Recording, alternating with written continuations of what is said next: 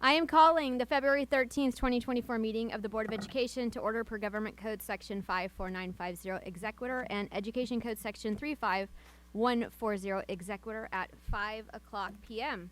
or as the prior president would call it, 1700 hours. We will now be adjourning to closed session for the purpose of discussing the following matters. Public employee discipline, dismissal, suspension, release, leave, assignment, non-reelection, non-reappointment, resignation, reinstatement pursuant to Government Code 54957. Personnel matters, public employee appointments, employment pursuant to Government Code 54957. Assistant superintendents, directors, principals, assistant principals, athletic directors. Conference with labor negotiators, Dr. Alex Chernus, superintendent. Gary Stein, assistant superintendent. Administrative services, Dr. Isaac Gates, assistant superintendent of human resources. That will also include CSEA, APLE, and PLUM. We will also have claims, a special education settlement agreement for student identification number 1573 for the amount of $42,500. Is there anyone present in our audience who would like to address any of these items? Anybody? Okay, as I see there are none, we are now going to adjourn to closed session at 5:02 p.m.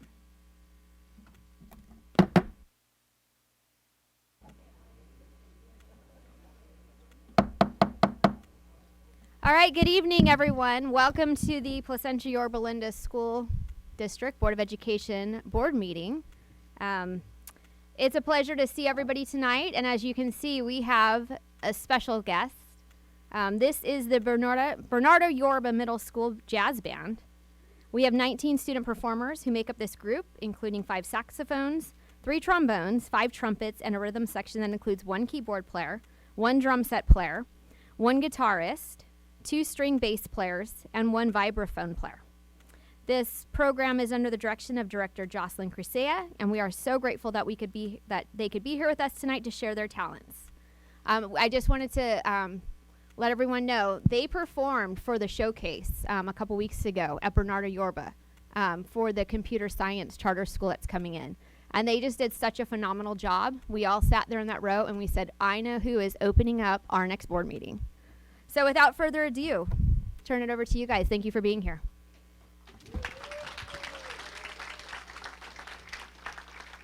Thank you very much for having us. We are honored to be here to perform in front of the board members as well as in front of the community. So we just want to give a giant thank you to the board members for the invitation. A quick thank you for Dr. Fisher, who can't make it today, but being the best principal in the world, for supporting our thriving music program, which will continue to keep on thriving next year, especially with 6th graders coming in at OCSES. We expect our program to even enlarge in size. So without further ado, I'm going to go ahead and go straight into it. This is called Big Swing Face. This will be featuring our tenor sax player, Justin Vo, as well as our drum set player, Jacob Tranchita, and we hope you enjoy. Thank you.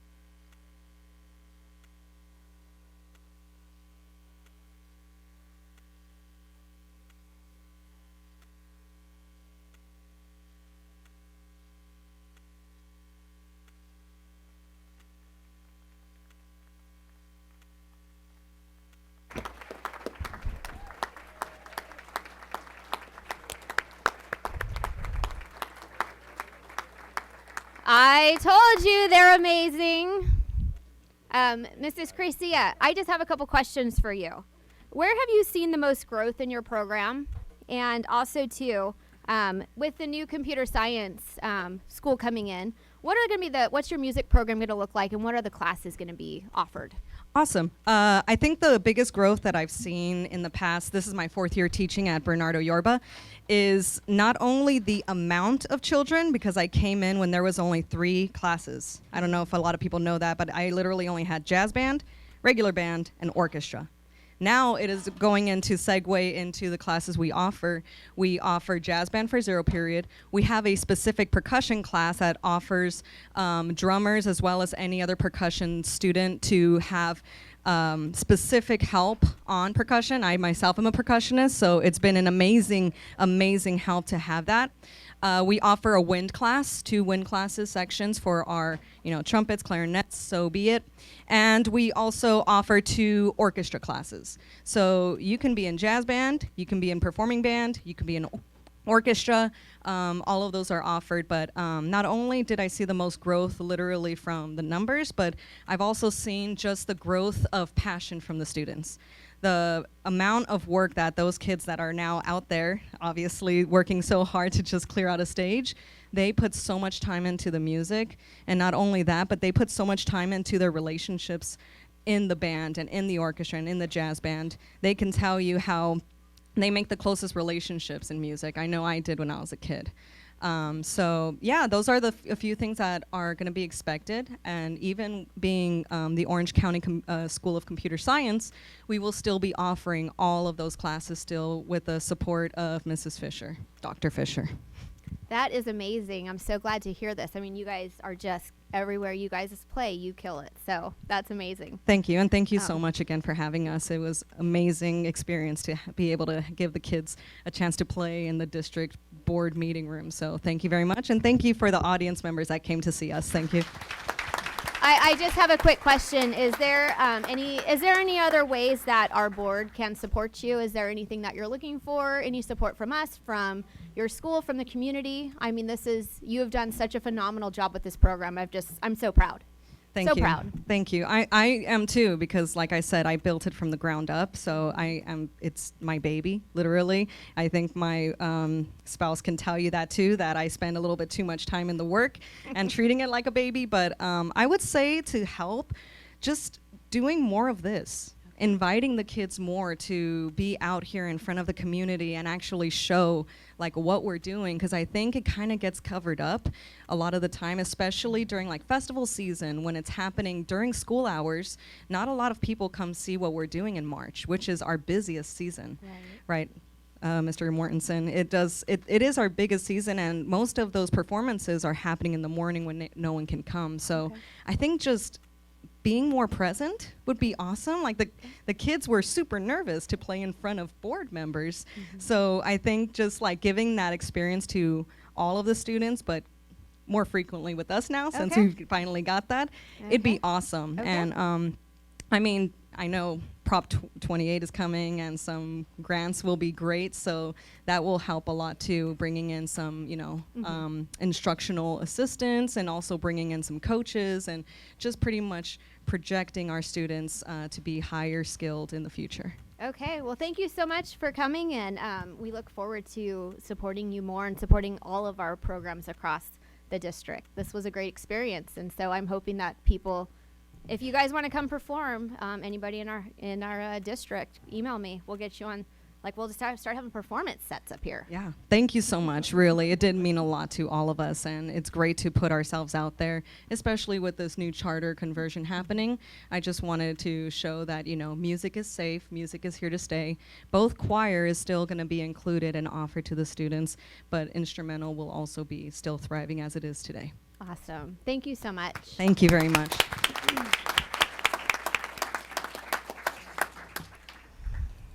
Okay. I don't know if I put the time that we came out of closed session, but we gavelled back into open at 1800 hours. And I'm going to read out the closed session report. And I have a feeling that people may realize that they have been bamboozled by social media. This is not going to be what everyone was told it's going to be. The board took action to approve the special education settlement agreement for student number 1573 for $42,500. The motion was made by Mrs. Anderson. The second was by Mr. Frazier, and it carried 5-0. The board took action to approve resolution number 2320 to non-reelect probationary certificated employees for the 24-25 school year pursuant to Education Code section 44929.21 and directed the superintendent or designee to send out appropriate legal notices. The motion was made by Mr. Youngblood. It was seconded by Mrs. Buck. Carried 5-0. The board also took action to approve resolution number 23-22 to issue notice to release and reassign certificated employees from their administrative positions pursuant to Education Code section 44951, effective at the end of the 23-24 school year, and directed the superintendent or designee to send out appropriate legal notices. The motion was made by Mr. Frazier, seconded by Mr. Youngblood, and it carried with a 5-0 vote. So once again, if you hired childcare or made special arrangements to be here, we do apologize. All right, now I'm going to ask Mr. Youngblood to lead us in the Pledge of Allegiance. Will you all stand?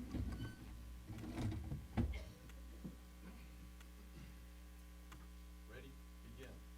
I pledge allegiance to the flag of the United States of America and to the republic for which it stands, one nation, under God, indivisible, with liberty and justice for all.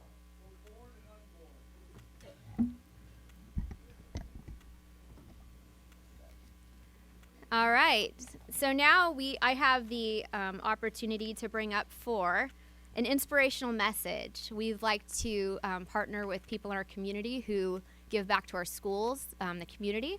And so if I could ask Mr. Brian Moore to the podium for an inspirational message.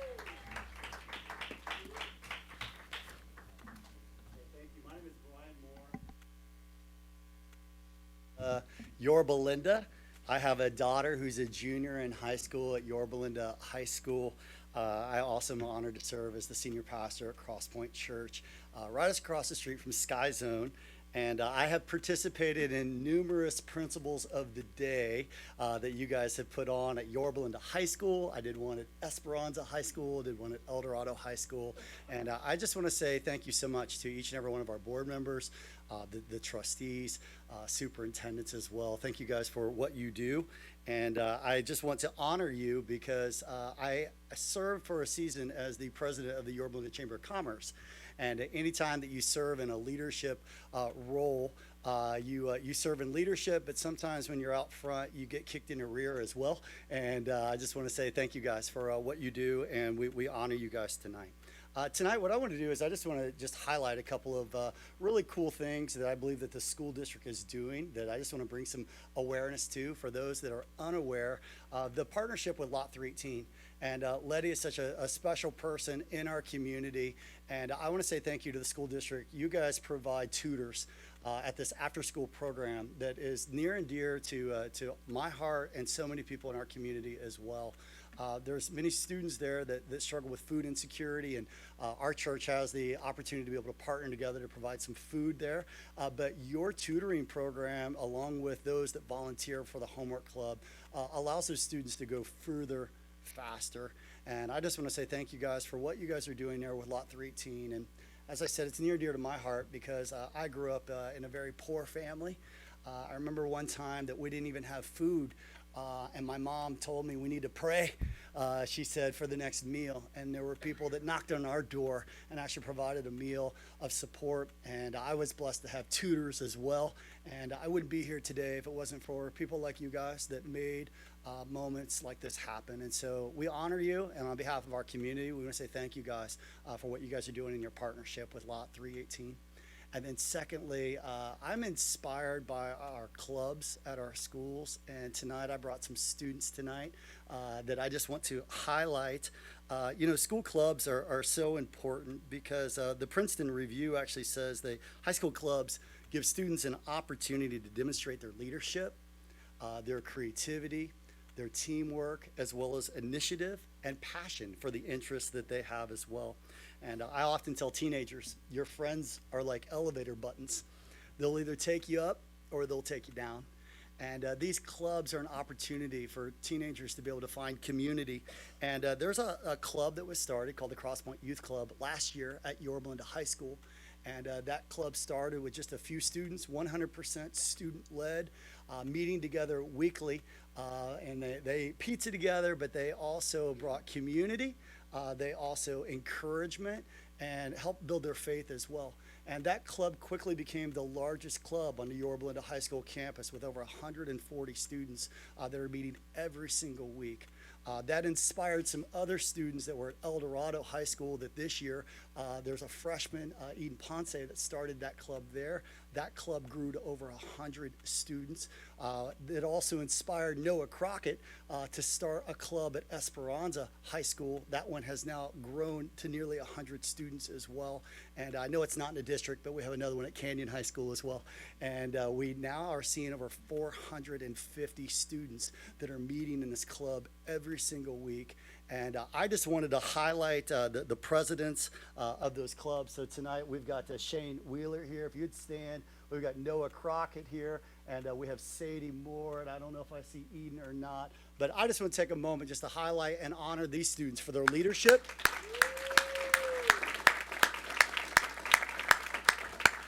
And their encouragement and their support. And so just on behalf of all of us, thank you guys for allowing clubs like this to take place. A lot of people look at this next generation and say, oh, they're just addicted to technology. Oh, they're just gamers. Oh, they're lazy. They're disrespectful. But I want to say thank you because we don't believe that. We believe that this next generation is a generation of world changers. And what we believe is we believe in you. We are for you, we believe in you, and we support you. So thank you guys tonight.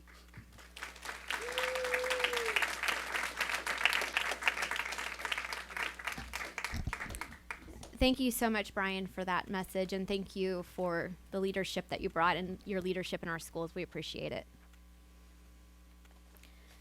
Okay, so I was going to make a request that our board considers moving up this agenda item to the front so we can seat our student board members. So if it's possible and if it's okay with the rest of our board, are you guys fine if she joins us up here right now? Okay. I need to a motion for this then. I'll make a motion that we seat our student board member, Emily Sun. I'll I'll second. Sorry, it's not sitting in front of me. Her and Marilyn? All right. Okay, so I have a motion by Ms. Buck and a second by Ms. Anderson. Can I, all in favor? Aye. Aye. Aye. Aye. Okay, motion carries 5-0. Dr. Curtis.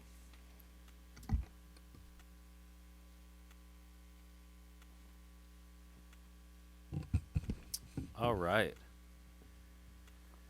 Good evening, President Blades, board members, executive cabinet members, community members. It's my honor to administer the oath of office to our new student board member, Emily Sun. She'll serve on our Board of Education during the second semester of our 23-24 year. So Emily, could you please join me at the podium?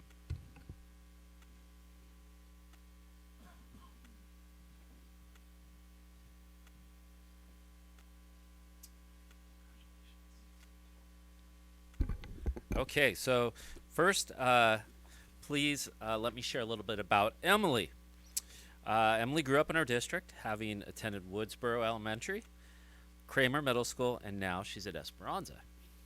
As a senior, Emily dedicates much of her time to her passion for performing arts, as well as a member of the Esperanza Entertainment Unit, Wind Ensemble, and Jazz Ensemble, where she's a lead trumpet player.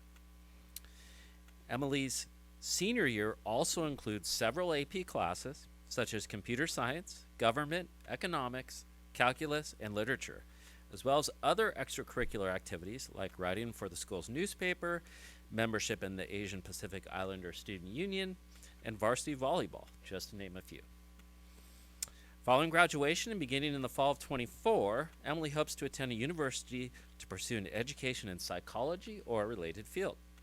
Emily has a strong support system behind her with her mom Lillian, dad Mike, older brother, and 2 rescue dogs, Ginger and Dusty. Some of them are here with us this evening in the audience. And so Emily's family? All right, there's her parents. And yes. Also in attendance to show his support is Principal Giles. So thank you. We're pleased that Emily has agreed to serve as our student board member during her senior year at Esperanza. So let's give her a round of applause one more time. Okay, now the grand finale. Yes. So please raise your right hand and repeat after me. I state your name. I, Emily, Do solemnly swear do solemnly swear that I will faithfully discharge the duties that I will faithfully discharge the duties upon which I am about to enter. upon which I'm about to enter. As a student board member, As a student board member, I am committed to I'm committed to providing a voice for students, providing a voice for students, including communicating effectively including communicating effectively regarding schools, programs, regarding schools, programs, activities, and student achievement. activities, and student achievement. Furthermore, I will do my best Furthermore, I will do my best to ensure all representative opinions to ensure that all representative opinions of the students of the Placentia-Yorba Linda Unified School District of the students of the Placentia-Yorba Linda Unified School District are actively sought, heard, and considered are actively sought, heard, and considered as I serve as student board member as I serve as student board member to the Board of Education. to the Board of Education. Congratulations. Thank you.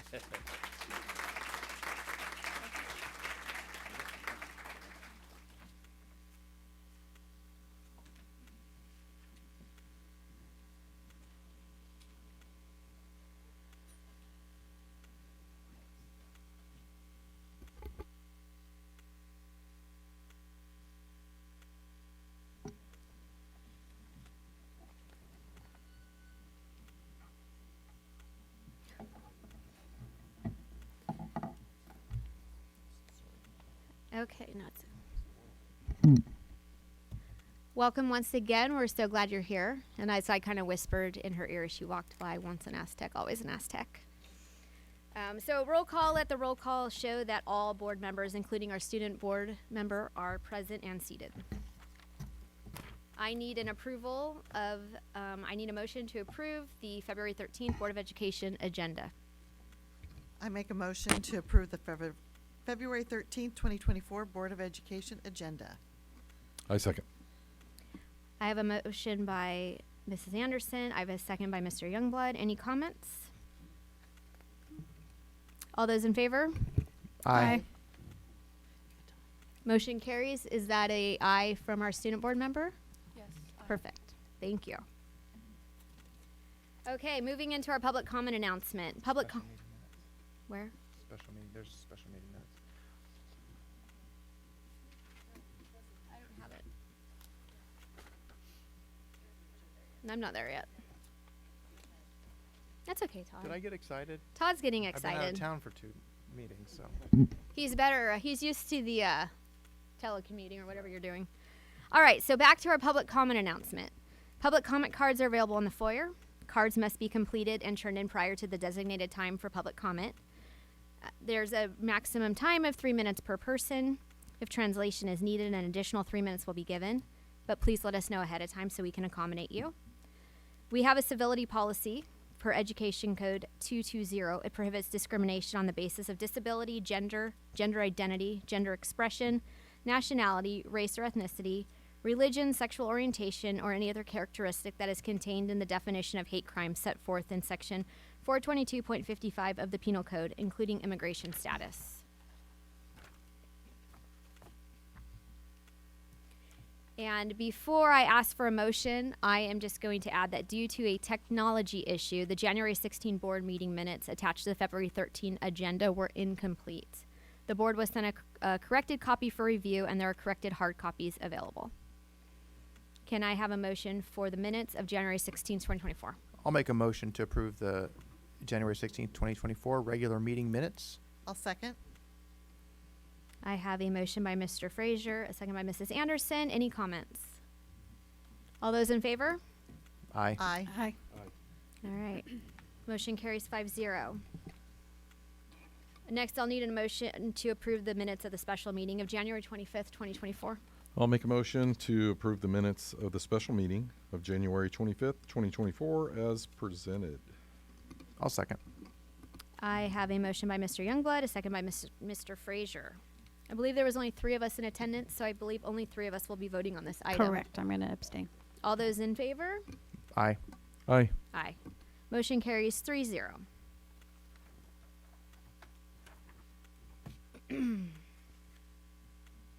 All right, moving right along. A public hearing will now be held relative to a material revision request submitted by the Orange County School of Computer Science to add 6th grade to the conversion charter school for the 5-year term beginning July 1st, 2024. I'm going to declare this public hearing open at 6:27 p.m.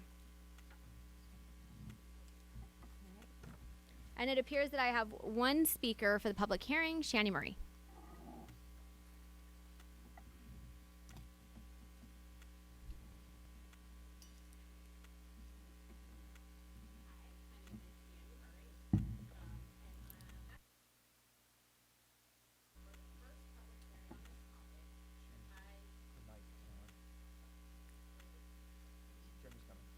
Help is on its way. Oh, thank you. I think you guys could hear me anyway, but. Okay, my name is Shani Murray, and back on January 24th, before the first public hearing on this topic, I emailed Dr. Chernus and everyone on the board about the change to add 6th graders to OCSCS. Not one person responded. So since you're now holding a public hearing at a time that is much more convenient for working parents, I'm just going to read my email to make sure you can all speak to these concerns before voting. Quote, I'm curious about the move to add 6th grade to OCSCS. I love that demand has been great, but I'm wondering about the impact to surrounding K-6 schools and their enrollment. Or if this is to accommodate interest from students outside the district, how will it impact students who want to enter as 7th graders? Also, I wonder if any comparisons have been done between PYL 6th graders in elementary versus middle school.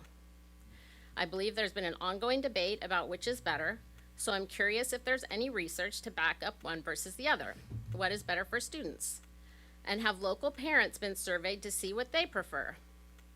I just want to make sure, since this is already a brand new school, that you're thoroughly investigating the potential impact of your decisions and working closely with the various stakeholders, particularly parents within this school's attendance area. I'm not one of those parents, but as a PYL parent, I'm just advocating for informed decision-making and transparency with the community. Thank you. Thank you. Is there anyone else who would like to speak? I only had one card, but if you're welcome to come to the podium if anybody would like to say anything. Okay, perfect. Welcome. Could we have your name? Sure. Randy Finney. I know you, Randy. Yeah. Hi. Hello. Well, thank you. I wish you guys were 3rd graders. It'd be so much easier. My name's Randy Finney. I'm a Yorba Linda resident, and I'm a recent retiree from Placentia-Yorba. Yay. I taught 35 years in this great district and loved it. Both of my kids have gone through Travis and Esperanza, and I'm so happy to hear that the band program is going to be the same, because that was the most wonderful thing for my daughter when she got to Esperanza. The program there is amazing. I love our district. It's been great.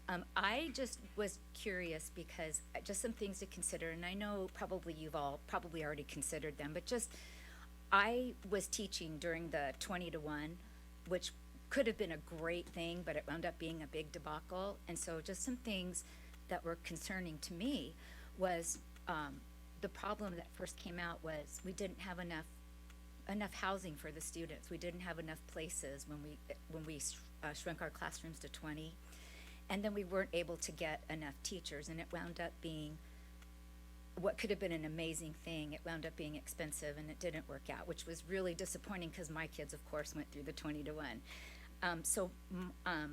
Please know that I'm not against charter schools at all. I just was hoping that you might just consider, or if you have already considered this, if you could just maybe let us know. First thing, a couple questions is, since 6th grade will be added, if you're thinking about adding it, where are the students going to be housed? Because I know it's going to require a lot more people at the school. And second, where will the funds come from to be able to house those students? The second thing is, I know that, especially at Glendale where I taught, the sixth grade teachers, they are self-contained, and so they have a multiple subject teaching credential. And to teach at a middle school, you need to have a single subject teaching credential. So my question is, are we gonna be able to attract the best teachers to be able to teach at the middle school level? Because we're adding that extra grade there. It's not like we can just take our teachers and just, toss them over there. So my concern is that, are we gonna be able to hire, because I would sure hate for it not to be successful because of these mistakes that are, were made many, many years ago. And then if the teachers, the sixth grade teachers, if you are gonna use them, because we have such good teachers in our district, it's so happy to be here. Would you be willing, would that be something that you guys would do, is consider, I have no idea if that's something that they even wanna do, but, perhaps put in like back in the day when I started teaching, we had, emergency credentials. So is that something that you might look at to try to keep them with the same teachers? And, oops, is that me? That's you. Oh, sorry. And then, If you would like the rest of your questions, if you want to email to Dr. Turnus and to the board, we would really appreciate all of your input. okay. And thank you for all of the work that you did in our schools. Oh, You I were love it. greatly loved over at Thank you Leadenhall. so very And we much. really appreciated going to your class last year. Hey, I missed you guys. Thank you all so very much. Of course. Do I have any other? Okay. It's a strange coincidence that I'm here tonight. You'll see in a moment. Dr. Chernus, board members, Emily, thank you for allowing me to come and address you tonight. And I do so not as a casual observer, but having a long history of active involvement in this district dating back to the mid-1990s. I'm not going to bore you with all of my numerous involvements. Could we have your name, please, sir? Oh, sure, And I'm are you sorry. speaking on the sixth grade for the public hearing? I'm speaking on the transition of Bernardo to. Okay, OCS. perfect. And what is your name? My name is Steve Sofka. I live at 1230 North Thank you. Huxford Lane in Anaheim. Thank you. Thank you very much. I am not going to bore you with all of my numerous other involvements over the years, but I will tell you that my greatest achievement related to this district is I'm the very, very proud parent of two highly successful young men who are products of this district, both having attended Woodsboro. Back in the day, they were Rita kids in the band at Bernardo and Esperanza, and now they have gone on to successful careers. Also, as a matter of public record and transparency, my wife, Luane, is enjoying her most endearing labor of love, being the librarian at Maple Payne now for about 15 years. I offer this to you because I'm a very proud resident of this district and grateful for what it's provided not only to me, but to many, many others in our community as well. I do have to admit, however, that since the pandemic and the collateral damage that has rained down on us, much of which we're still dealing with today, it became my perception that the district had for a period of time retreated and become somewhat lackadaisical. I'm here, however, tonight to cast my misperceptions aside and to vigorously applaud and congratulate you for the decisions made regarding the transition currently taking place at Bernardo with the new charter school. I recently attended 2 presentations regarding it, and all I can say is that this school is singularly unique and forward-thinking and far more representative of the type of educational leadership that for years had been the hallmark of this district. Dr. Fisher, the current principal of Bernardo and soon-to-be new charter school, eloquently and very enthusiastically presented the new detailed model and all of the significantly impressive attributes and partnerships accompanying this school. Both she and the new school are nothing short of amazing. This new model is so uniquely comprehensive, collaborative, and engagement that the prospects for student success are just mind-boggling. But I'm here tonight to tell you because as much as you've already done, you can't stop here. I'm going to make the assumption that conversations and actions may be already underway, but I implore you to take all the necessary steps as soon as possible to allow for the creation of a charter high school so that students coming out of this middle school can move on to a high school and continue this great program that exists. I think it would be really remiss to have them come out of this school and go back into a traditional model high school. Thank you so much. Thank you And very much. We keep on appreciate your for what comments. you're doing here. Thank you for your support.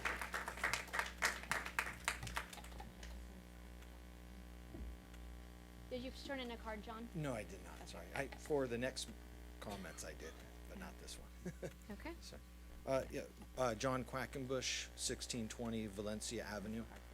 Just real quick on this, with the charter school stuff. I know the sixth grade things kind of come up quickly, and it sounds like we have good feedback with stuff, so I'm just kind of concerned about the making sure that we actually dived into this and have contingencies for the sixth grade, and that we're not going to end up with low enrollment in the sixth grade aspect of this.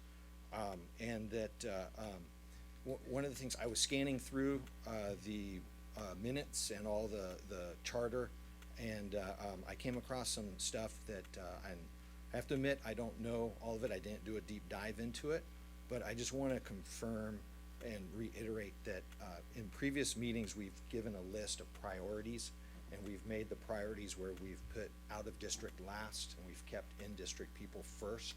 When I was reading the charter one, it didn't state that. It just kind of let it fall off after I think the teacher, the employees. So I just want to make sure that that's it, that what we've been doing in the previous meetings and discussions, that's there. That you go ahead and check and make sure that we have that list and that's appropriate there. The other thing with the Bernardo, the orchestra that was here, that is a sign of our teachers and how great it is. It's not a sign of a charter school or anything like that. I'm sure it will still go great and she'll do great, but that's a sign of our teachers. And we have a lot of teachers like that in this district that will take a program and bring it to something like that. And I think those are the people we need to nurture and train and continue looking for with that. And she brought up something about Prop 28 funds. That made me start wondering, how are those going to get distributed? This is a charter school. Are we going to be giving Prop 28 funds to them that comes to our district, or do they have to go get their own? I don't know how that relationship goes. It was just something that when I heard that and the conversation, it makes me worried that our regular public schools will get the last bit and will concentrate and give everything to a charter school. And that's what concerns me, is the equity and making sure that we build up the least of our programs, right, with that. The last thing I'll say is that I'm still not really a fan of charter schools. I have doubts about them with public things, and if you're thinking of going on beyond this charter school, I would highly recommend looking into an academy. We got tons of great academies at our high schools. I think that would be a great transition into that, and those are things we can do. So thank you for your time.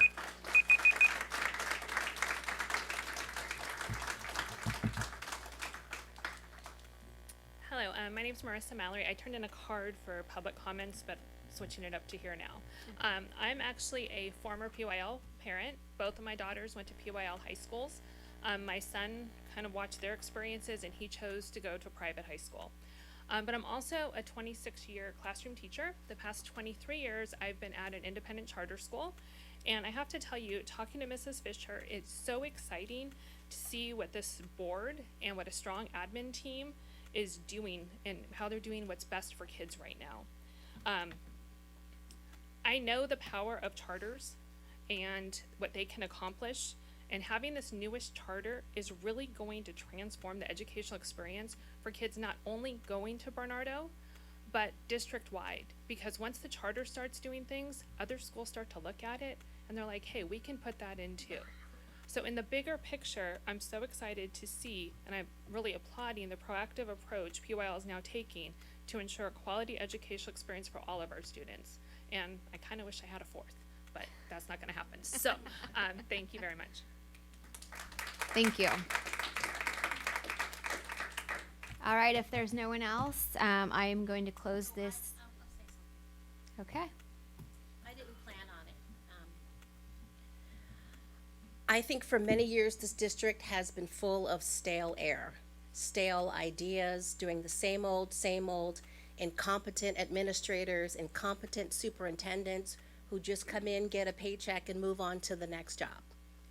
I have had kids who have been homeschooled, chartered, and public and private schooling.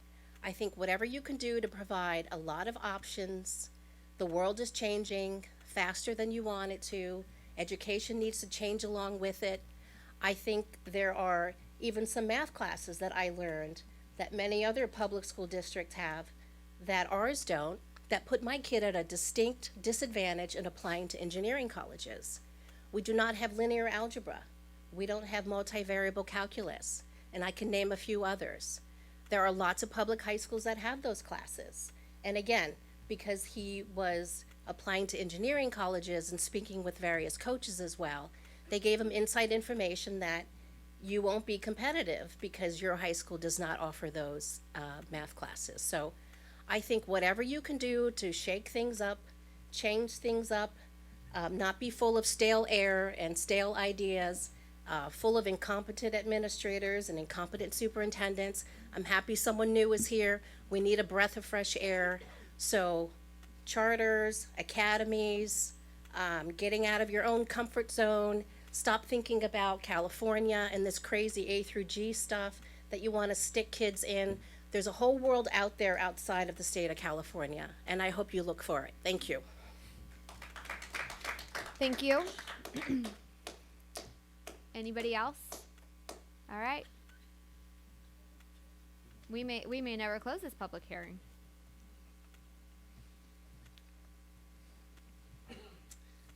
I wasn't planning on speaking. My name is Sue Soar. I'm a teacher at Esperanza High School. I take offense to stale air comments. This district has been phenomenal. We might not like the current leadership or the way you lead or represent, but we have phenomenal programs in this district. We don't have stale air.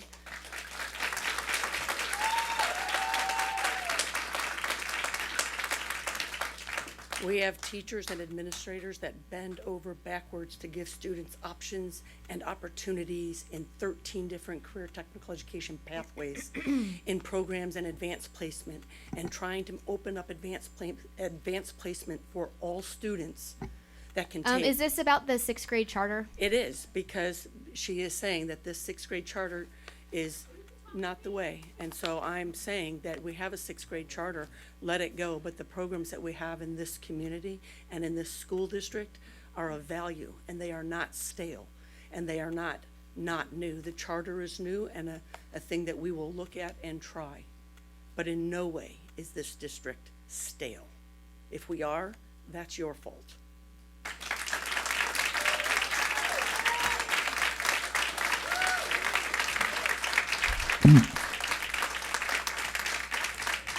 Okay. If anybody else has anything to say about 6th grade charter school. If not, I'm going to close this public hearing at 6:45.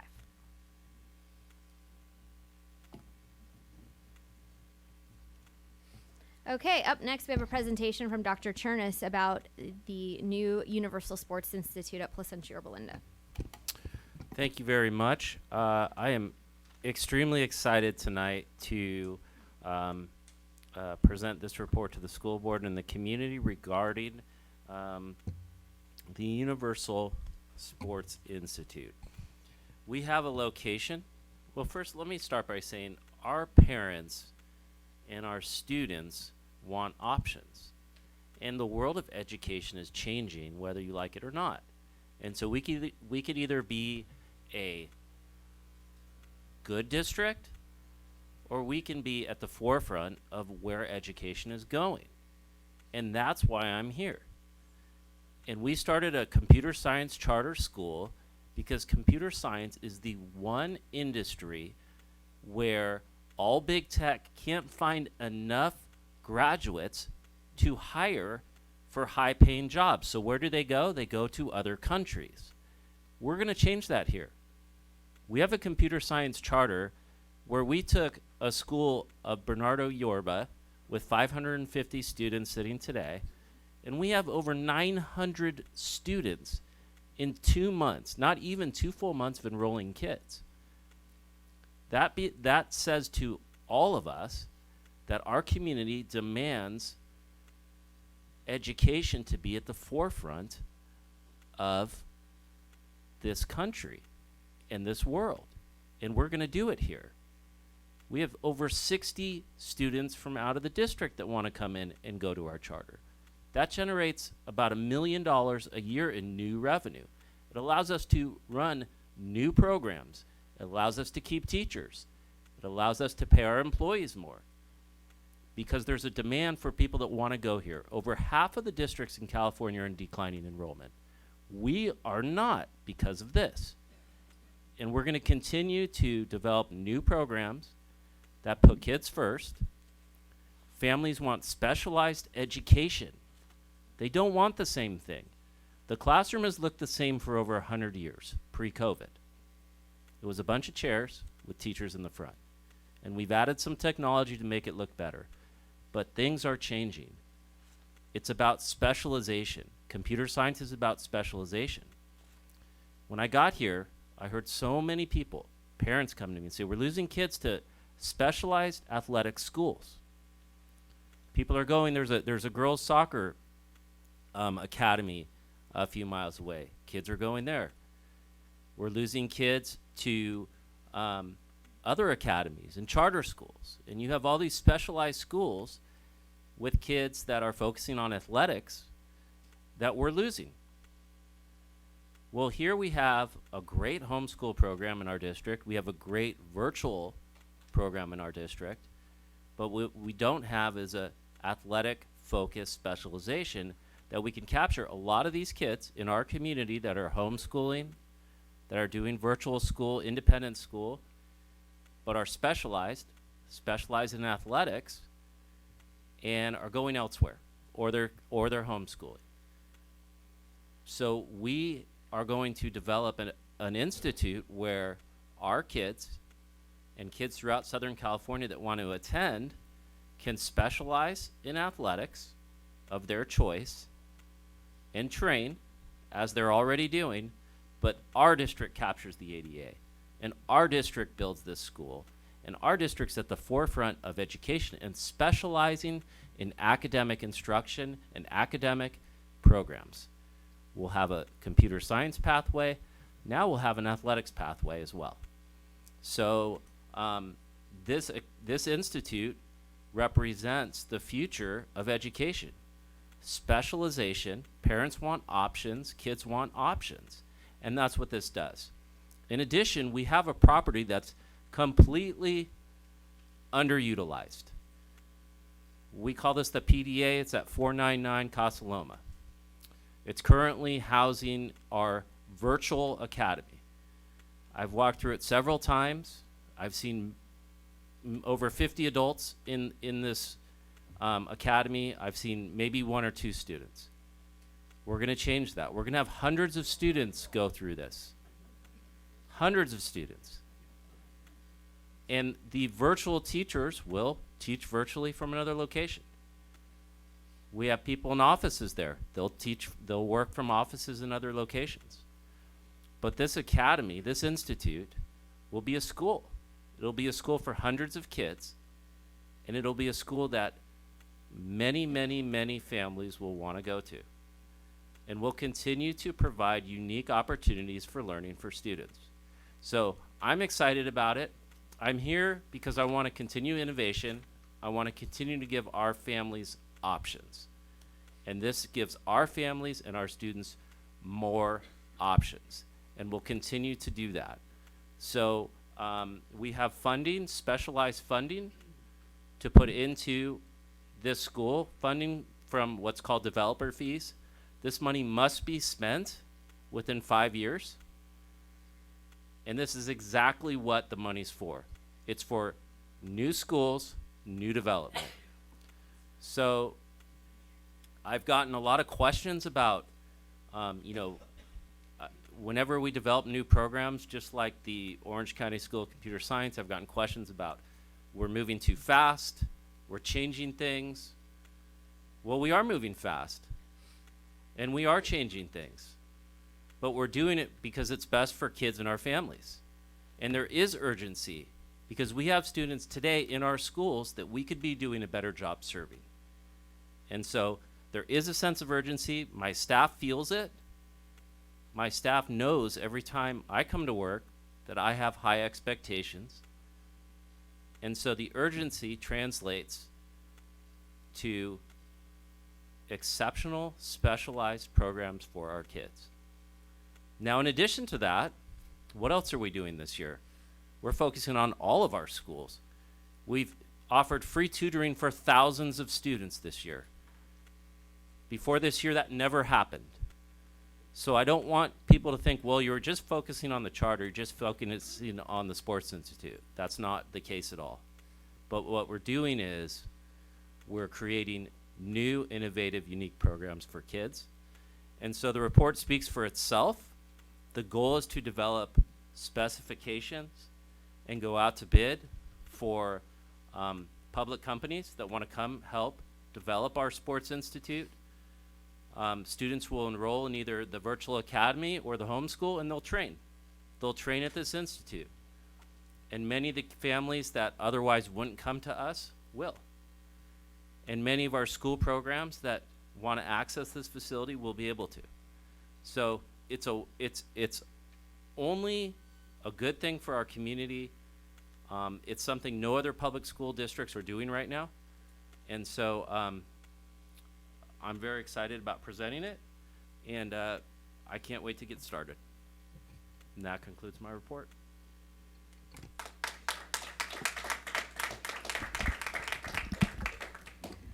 Thank you, Dr. Turnus. Maybe we'll have a couple questions or comments. Dr. Turnus, has this program been done before? If so, who's doing it? Yeah, so there's several models. There's a charter in Orange Unified where they have a sports academy. There's all kinds of these sports academies popping up. There's a soccer one locally. There is different kinds of sports academies. You'll see there's one in Long Beach that just came up. Many of these academies contract with private homeschool and independent study companies. So they'll open their gym and they'll contract with one of the big homeschool companies for the academic piece. The beauty of this is we have it all in house. We already have a great homeschool program in Parkview. We already have a great virtual academy. So those students would enroll in that and get their training through us, and generate a lot of revenue, and create a real opportunity for our students and for our district. Does anybody else have any other questions? Yeah, I got a lot of questions and some comments. Well, I think the board, we were all seeing all the questions, so let's just kind of we don't need to go through 30 of them. Let's try to keep this, within a good time frame. Okay. Well, let's just start with in November. We had a study session where we went over all the developer fees. And in that meeting, we learned that, let's see, what year is it? The developer fees for the projects that are currently scheduled is going to be completely run out in the year 26-27. There is no funds after that year, according to the presentation we had in November. Also, there is a whole giant spreadsheet of projects that are needed here at the district currently that are not funded. Those aren't subject to developer fees. That list you're holding up. Okay, well, but the developer fees in here, it lists this school year, 23-24, we have $175,000 out of, for flooring replacement out of developer fees. We have $350,000 for kitchen. Next year, the big one is the $1,600 for the kitchen and lunch area at Placentia, which is desperately needed. That's out of developer fees. So we will have to discuss how we're going to build out the Valencia kitchen. But we have funding and developer fees for this project, and it's going to be a matter of priorities. Right. So if you don't think it's a priority, then that's, that's something you should say. But I think that Okay, well, I this don't is think this that is this- proper use of developer fees. I don't think this is a proper use of that. Can I ask Also, why? in the Can I, pre- can I ask why you think it's not a priority? Just curious. Well, let me finish. Okay. Okay. Nowhere in the presentation that we got was there anything about costs. There's nothing in there that says how much it's going to cost to build a sports facility, not even estimate, recovery rooms, therapy rooms, instructional rooms, administration areas. There's no cost for trainers, coaches, nutritionists, physical therapists, sports psychologists, etc. And I want to know how we can afford to build this as well as staff it when our own high schools have insufficient weight rooms, coaching, physical therapy on campus. Our coaches, we don't have that. Can I answer your questions? Sure. Okay. So we're not building. This is not a new construction. You're using the existing shell. You're right, but we have to buy equipment, is that correct? Yes. There are not going to be any. Yes. And Yeah. we can't use that money for existing school programs. Developer fees cannot be used. So what you're saying is you're misleading. Either you're not understanding or you're misleading the public, because Yeah. the money you spoke about, developer fees, cannot be used at our current. It must be used for new development. Right, which is already outlined from the November meeting. Okay, but that's not. But what I'm trying to say is, you just brought up our high schools needing projects, and you showed a list of projects. None of those could be used with developer fee money. Right, and I just don't know how So we can what's justify what's this. the issue if we can't use the developer fee money at the high schools? Why are we bringing this up? Well, it says here we're gonna build a kitchen, and that's 2 years project of $2,600 and $500. Am I roughly estimating that correctly, Mr. Stein? I think it's 2.6 million. Yeah, 2.6. It just seems So is it about the kitchen? about the kitchen. Okay. And let me continue. And then our continuation high school students, they actually have to leave the campus there and walk up the street to get to their sports facility. And for years, I've heard talk about building a bridge so those students can get there and stay on campus, but we haven't built that. And that What would be what students? What? At El Camino? Oh, El Camino. El Camino. Does a bridge fall under a builder fee for a building, for a new build, at a school district? Like, wouldn't we need some help from like the city? I don't think that we could use the developer fees to build a bridge. We're building. That's correct. It's for new schools. This is for new school This is builds, specific and that's why we're money specifically for new using schools that. and new programs. Okay. New schools or new programs, both, It's new development of new schools. but can be new programs as well. It can be new programs as well. I don't know if a bridge would qualify as a new program. That would facilitate a current program, But it's not a new program. but we could expand it. They don't even have like a athletic intramural sports over there or anything. I just have a hard time when you're talking about this kind of investment for 0.4% of our total student population.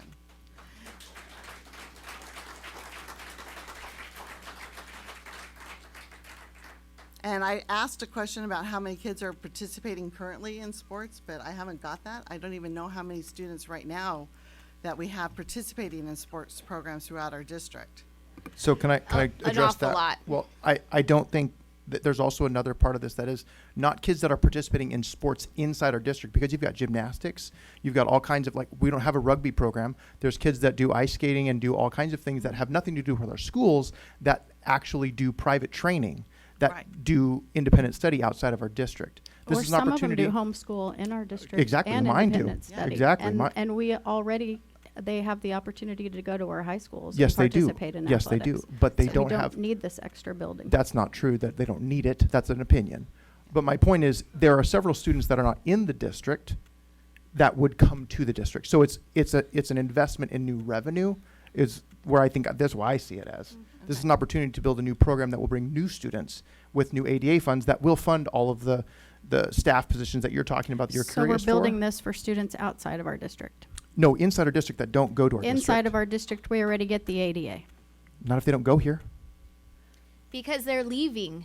These students are leaving and going outside of our district to get these other opportunities. And so we're losing them. I had a teacher reach out to me that told me that 6 students from one middle school are leaving, and there's an additional 6 leaving next year to go attend these. So we're building it so they will stay, so our families have options. So we are keeping our students, and if it brings in more students, then that's perfect for us. That's great. We are losing so many of our students to Orange Lutheran. I'd to like an Servite. actual accounting. Can I finish? Well, everybody we are keeps losing, cutting everybody we off, are so maybe losing we do that one at a students- time. We are losing students to Modern we Day, should. to Servite.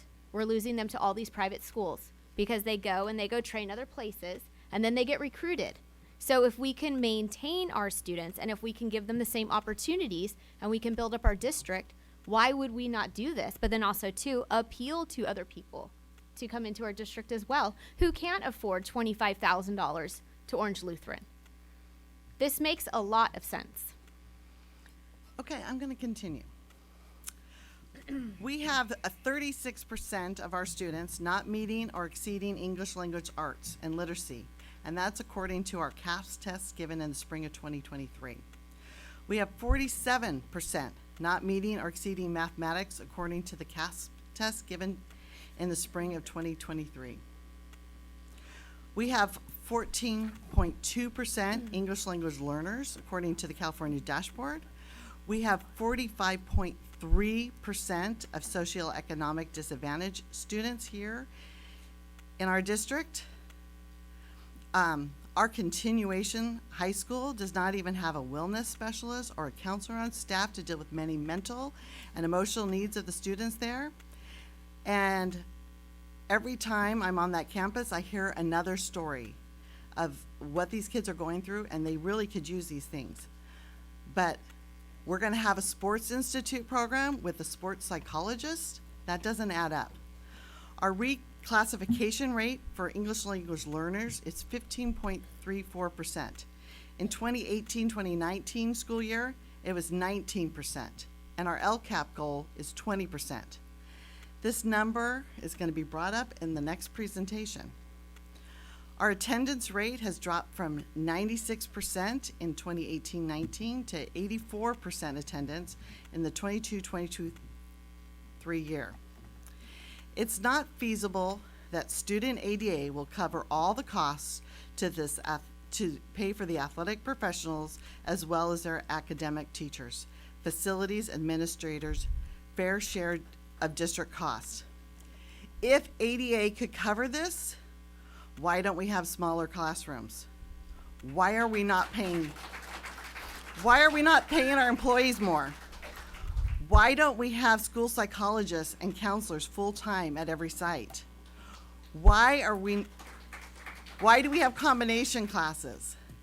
And why every month does the board approve donations that include field trips, supplies, materials, assemblies, books, etc., if we have that kind of money?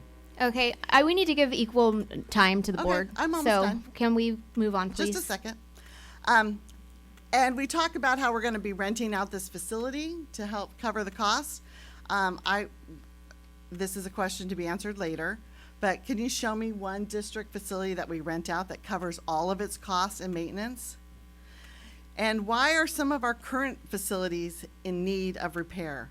We have current facility needs that are not being met inside the classroom and outside on the field. I was at a school last week and I saw water damage and cleanup inside several classrooms because the buildings need new roofs. This has been an ongoing problem for years, and each year the school hopes that this will be the year that they Okay, get we roofs need to move fixed. it along so we Okay. can have another board member be able to speak. Okay, I'm almost done. At a district pool, I saw a windscreen that was around the pool that was badly torn and needed replacement. El Dorado High School, this would be something for new build, cannot even fit their entire marching band in the band room at one time. Their facility is inadequate for the number of students participating in that program. Kramer track is in such bad shape, it's not even usable. I was appalled when I went to watch a flag football game for Valencia there. The track was dried up mud hole. The girls had nothing, no benches, no awnings. They huddled under a tree to stay cool. They had water on the back of a golf cart, and that was all that was there to support them and the other team they're playing. Student athletes at Valencia High School don't even have the money to cover their athletic fee. The school plans on about 65% of their students having the money. Other parents, staff, and community help to purchase shoes and basic sports equipment for those students who want to participate but don't have the funds. I've heard of several stories of many people's generosity for students to participate. Many of the board members ran on reading, writing, and arithmetic. Can we move it along, please? Yep, I'm almost done. Because I think other board members need to know you're listing things that are not. This is not true, Well, and also too, it doesn't belong you know, into these developer fees. This is true. The Sports Institute sounds amazing and a dream that many elite athletes don't even get the opportunity or experience. But the responsibility of this board is to look at the broader view, at what is called in science the overview effect. And the overview or broader view at this district as a whole, this program is out of step because there are so many other needs. Honestly, I think this is irresponsible, elitist, not equitable, and I don't want anything to do with it. I will not vote to spend $1 on this project. Okay, thank you. Carrie, last comment. do you have anything to say? What Okay. is most disappointing to me is that we were told by staff was too busy to be working on adding additional year of math to graduation requirements. Last week, I spent time. That's not true. We were told by our teacher experts that that was not their recommendation. That's right. And that you're not the math expert for the district. No, I'm not the math So expert. for you to say that you No, that don't we were shush told him. that it's Excuse me. absolutely Excuse me, not I- only that, but the fact that you're bringing up irrelevant issues to this subject. I'm just a and, second. and programs let me that pull it are together. not related to developer fee funding is absolutely misleading and completely unacceptable. Maybe we should have had some sort of example or presentation on what developer fee funds can be used for along with this presentation. Yeah. I think developer fees are pretty self-explanatory. You just look them up. Yeah, I just wanted to share this personal experience I had last week with my friend's son. And he's a graduate at El Dorado student, and he was a B average student, and he is currently struggling and completely stressed out taking his 9-hour-a-week college algebra course at Fullerton College. He's spending 3 hours in the classroom twice a week and then going to an hour-and-a-half tutoring. And because he's struggling so much, his family has arranged evening tutoring to get him through it. We are sending students out to college unprepared when we could be addressing this issue, and we have found time to add a computer science school, extend computer science through elementary school, and now we're looking into a sports institute. None of these are outlined in the LCAP or part of our district plan, and I'm afraid our board has gotten off track. And that is the end of my comments.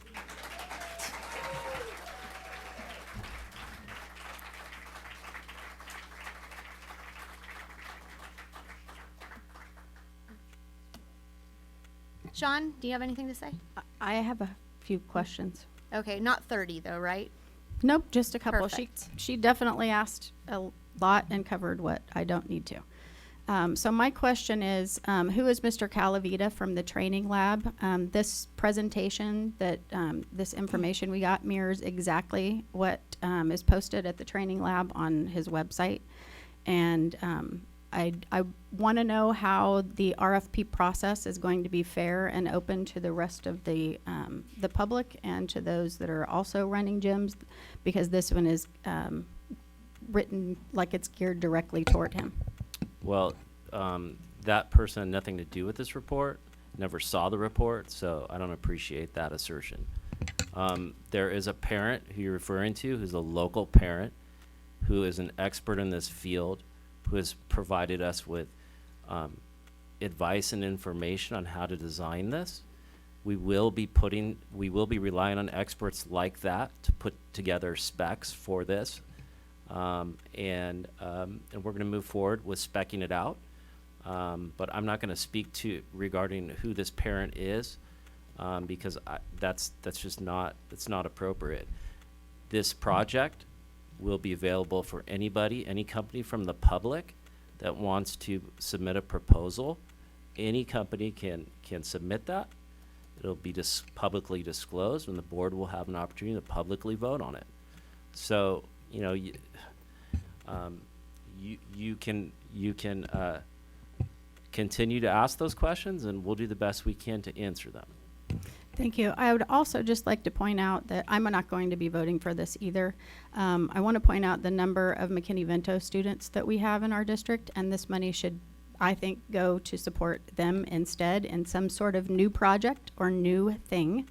In 2021, we had 1,473 McKinney-Vento students, and in 22-23, we had 3,364.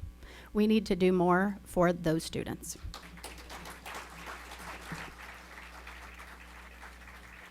That's all I have.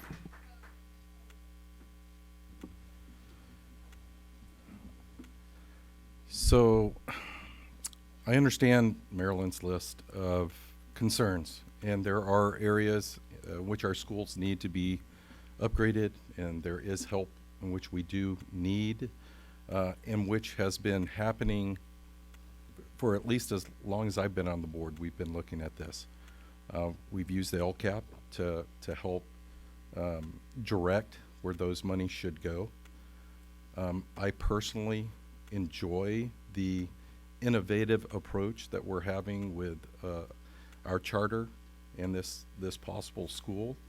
I think it needs to continue to show that we can offer a more robust decision for parents and students. So I will be voting yes on this. This plan just has 260 students that this is going to respond to, just to put that in a little perspective. Not necessarily. It's what it says in the proposal, 100 to 200 plus a 20% gain over the 3 years, that's 260. And what is the capacity of that building, just out of curiosity? Would it match that, or how could it go beyond it if that's our projection? Well, I don't think that's at one time. I mean, you have to look at, in general, when you're looking at sporting, well, it says that many students, but they wouldn't necessarily be there all at one time. If you're looking at the way that sports training happens at a gym, everybody's not there at the same time. Enrollment, yeah, sure. And they don't train at the same time. Right. So I think there's probably a concern about, well, not a concern, there is an answer to that says how many will be in a certain session. That's something to think about for sure. I think this is a great opportunity for several reasons. I think that I'm disappointed that you chose to bring up things that had nothing to do with the kind of funding that we're talking about. So that's fine. Wait, okay, and I have it pulled up, and it's a draft, first of all, and it has different funds listed on it. So do you know which fund is the fund that we're using for this? No. There are different funds related to this at the top of the spreadsheet that you're talking about. I just think there's a little bit, you're presenting it in a way that I think is a little bit leading the audience. I think it's a great opportunity. If you look at the spreadsheet, there are different funds listed. Anyway, it's not important. My point is, my point is, I'm looking at it right here. My point is, I think this is innovative. I think it's an opportunity that we can put our district above other districts, and we can be a model of what can happen. There is no telling what this can actually do for the district in the future. I think it sets precedent that we're innovative, and we're willing to set ourselves up to be the future of education for several different reasons. There are so many ways that within this, and we have a medical program at Esperanza, we've got a kinesiology type opportunity here with sports training and everything that goes along with that. My wife's a kinesiology major, so all the things that she learned in college that she could have had a precursor to would be great to have something like this in relation to not just athletes, but treating the athletes. There are so many athletes that are not, like I mentioned earlier, not participating in athletics at schools because we don't offer those athletics, but they would be able to be a part of the district that they maybe aren't now. So I think it's a little short-sighted to say that this is a bad idea right now. I think there's lots of things that we need details on, for sure, absolutely. And the RFP, it's going to be very important that we have details hammered out as far as what's going to cost what and how we get to where, and that the funding's pulled from a place that's very appropriate, and that we make decisions that are in the best interest of the district. I feel like there's a lot of opinions that are thrown out as facts that I think we should be careful of, but I personally think this is a great opportunity, and I am glad that we're willing to take a chance and look at this. So that's my 2 cents. Yeah, I think that this is a fabulous opportunity, and I've had so many people all across our district, the families. We've had coaches from our high schools reach out and say what an amazing opportunity this is. We have the middle school sports programs going, and everybody says, wow, this is super innovative, and this is such a good idea. And I think that it was a little bit disingenuous to bring up things that are happening, as far as like in the educational realm, because we can't use that money. We can't use this money to help that. And so also too, I mean, let's just point out, this has been like years and years in the making. All of these low test scores, all of this stuff that you're talking about, this has been 20 years in the making. And so shame on past boards for not taking care of this stuff in the past 20 years. And so just if we're going to start talking about education, and all these low test scores, let's talk about the last couple superintendents who did nothing for our interventions for kids. How does that have to do with this universal sports program? Okay, what I'm saying is, if she's going to point out that all of this stuff that's happening, this took a long time to get here, and since Dr. Turnus came in, I only heard about it last week. And I'm talking. You guys, Well, can you not let me speak? I let you speak. Okay. You spoke for quite a long time, and so we've just had interventions for all these students in math and in reading since Dr. Turnus walked through the door. We asked for that in the LCAP in 2021, in 2022, and we were not given it. It was a pay no mind, and so now we have it. He came through the door within the first month. We did it. So we're catching these kids up on an education level, but it doesn't mean that you can only focus on one thing. And if we can't use this money for this build, if we can't use it to go repair things at Kramer, then why would we mention that and use that as some type of expectation that, well, we're just throwing money this way when the money can't be used at all these projects and all these things that you've been talking about? So it makes zero sense. And so we're sitting here, and for the first time, we're following our LCAP, because we weren't following the LCAP before. We weren't doing that. And so here we go. We have interventions in place. We have thousands of kids, getting all the care that they need. We're doing all kinds of things. And so we come in with an innovative idea to use developer fees that we could lose, and suddenly this is irresponsible. Well, we have to compete. We can't sit here the way that we've been doing this for 20 or 30 years and go, let's not have people approve charter schools at the County Board of Education so they're forced to stay in these schools. I want to compete. And so why are we not competing? If people are fleeing our district to charter schools, to private schools, because there's all these new ideas, why are we not stepping up and competing? Why aren't we saying, let's go? We're going to compete with you, and we're going to bring our students back because we have a better product. And that's what this is. That's what the computer science school is. That's what this is. And you know what, too? I hope that we can have a school that focuses on music and the arts. I hope that we could do that. I hope we start sending kids to Juilliard. I hope we can start being innovative in this way, that any type of specialty that you want, we will provide it to your kids. And so we can't sit here and talk about all of the problems that have been arising for 20 or 30 years, and we're not fixing them when these funding can't fix those problems. We need to fix the problems in the area that we're at. And this is where we are. And so I'm absolutely voting yes for this, because athletics are important. And look at these kids, these children, like we sit here and we talk about equity, but these kids, a lot of these kids, they can't afford private sessions. They can't afford to go do that. They can't afford to spend $25,000 or $30,000 at a private school. And so we're giving the opportunity. You come into our district and we'll train you for free, and you will have the opportunity to maybe go do great things with your athletic talent. And we're going to sit here and say no. Like, how ridiculous. Where's the equity? These sports, I mean, I've got kids in club water polo, all these club things. It is expensive.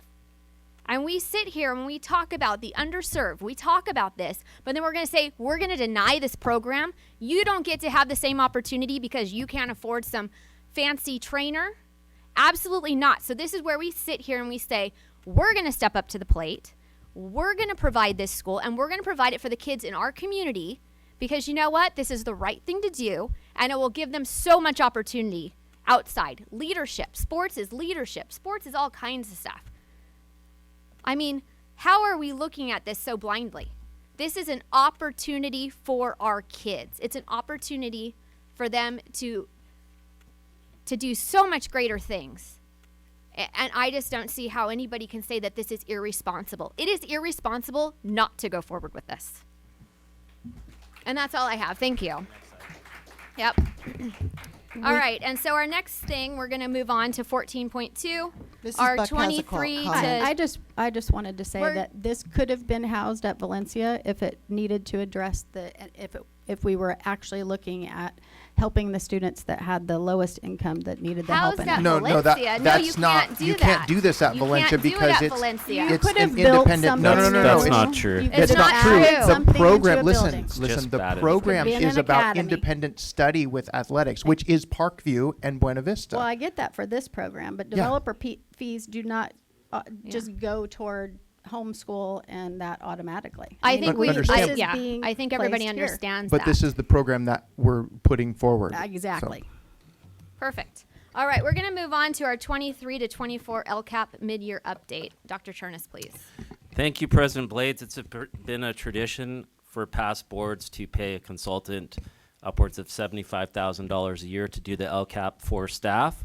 This year, we decided to do it ourselves. So those funds can go back to students.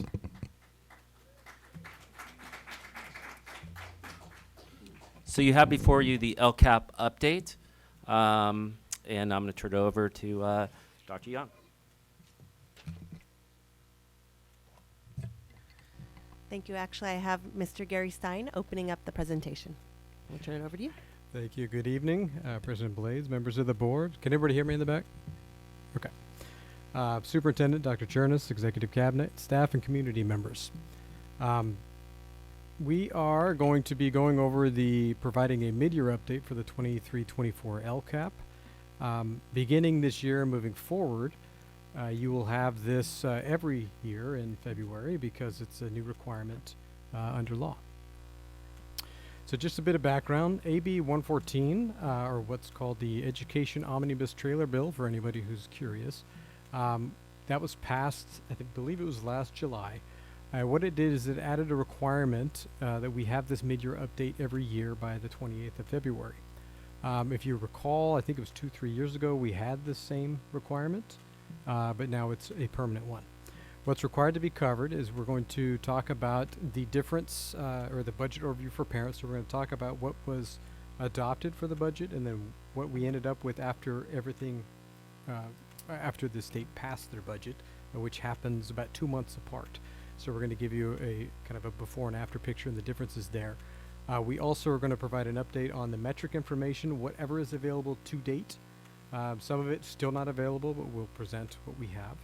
And then we're also going to give you an update on the progress towards goals and actions, and we're doing this with kind of a red light, green light report. And so at the time that we pulled the data for how much we've spent on these different actions, we're about midway through the year. So if we, you'll be able to see that when we get to the red light, green light portions with the money. But if we're about halfway or 30% to halfway spent on that money, it's a green light, meaning we're on track.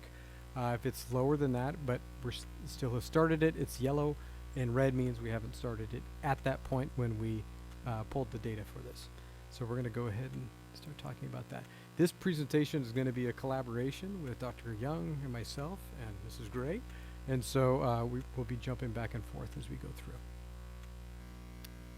So to start off, the budget overview for parents. This, again, the numbers are changing throughout the year, right? So when we adopt our budget, we do that based on the governor's May revise estimates. So the governor decides, well, this is what we think we're going to get. That number changes not drastically, but it changes a lot between that point and when the legislature actually completes their budget. And so this just provides you with the difference between what we were budgeted and what we actually ended up with when the state finalized their budget. You'll notice we have less LCFF funding, less supplemental concentration.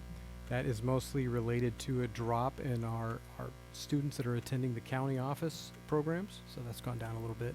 The rest are changes that the state has, they changed some of our grants. They didn't expect that they were going to give us all that funding, and then we got that funding, and we've talked about that in previous board meetings, and that's the explanation there. Now, so that's the money overview, and then we're going to jump right into our metrics, and what we're going to do is go goal by goal. We're going to talk about the metrics, we're going to talk about the expenditures, and then we'll go each one. Okay. Thank you, Mr. Stein. So our first goal in our previous LCAP focused around academic achievement, and so student achievement is at the core of our district's mission and vision. And one of the metrics we use to determine academic achievement is the iReady diagnostic in reading and math. At the end of the last school year, we showed that 61% of students in grades 3 through 8 performed on or above grade level in reading, and 64% performed on or above grade level in math. It should be noted that students in grades 6 to 8 no longer take the iReady diagnostic and are instead utilizing the CASP interim assessment blocks. We do anticipate meeting our end of the year goal of 68% of students on or above grade level through our targeted intervention, both in the classroom by our teachers and outside of the classroom by our specialists. Another metric used to measure academic achievement is the Smarter Balance Assessment in English Language Arts and Math.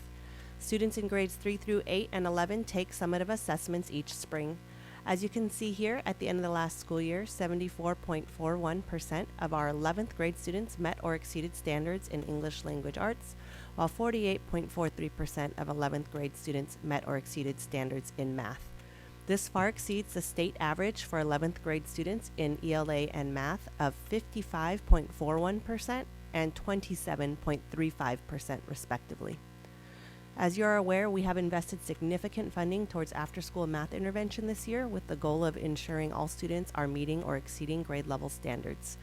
We've also adopted a comprehensive assessment approach that utilizes both common formative and summative assessments to inform instruction, with common assessments as well as interim assessment blocks administered to all students in order to monitor their academic progress and respond accordingly. 3 additional metrics used to report on student achievement are the Advanced Placement Exam pass rate, Scholastic Aptitude Tests benchmark scores, and A to G completion rate.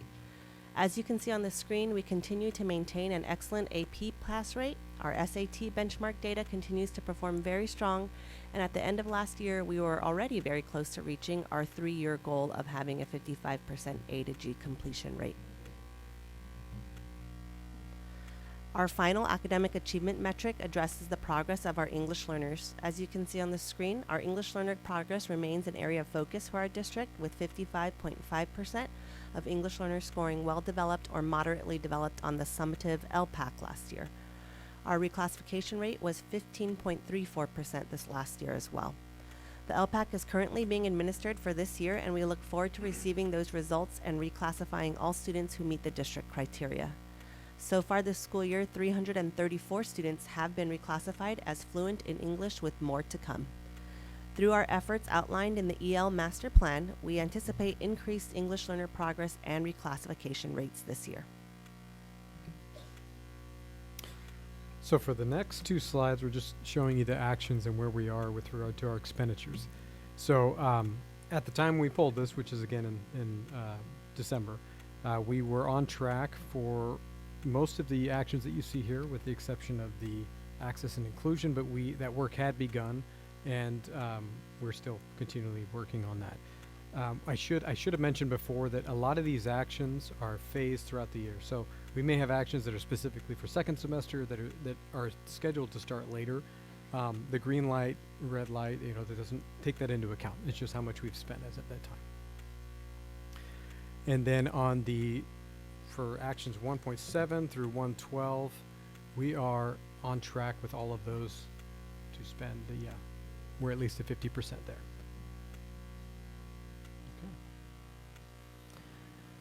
Okay, now moving on to goal number 2, which is effective instruction and leadership.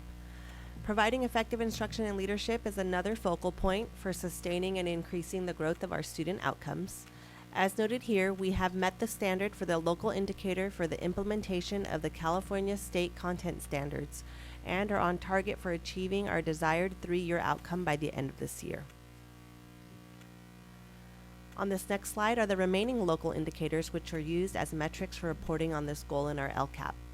As you can see on the screen, we met the standard on each local indicator as they pertain to appropriately assigned teachers, student access to textbooks, and completing a broad course of study for the 22-23 school year, and are on track to meet the standard again this year for all of the goals.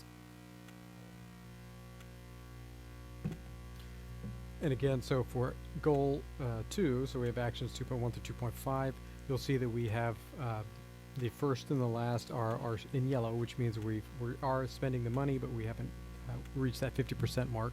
I should point out, like I mentioned before, AVID, a lot of that happens in the summer or it happens later in the year, so that's why we haven't reached that goal yet, but we are making progress in all of these actions. And then quick clarification. Please. When you say it's going to be spent in the summer, is that before the July 1st or after the July 1st? It's before July 1st, Okay. yes. Thank you. And then same with 2.6, 2.7, we're on track with our professional development and the employee performance goals. Okay, and now moving on to goal 3, which is engaged community. An engaged community of students, staff, and families is another one of our essential focus areas of our LCAP.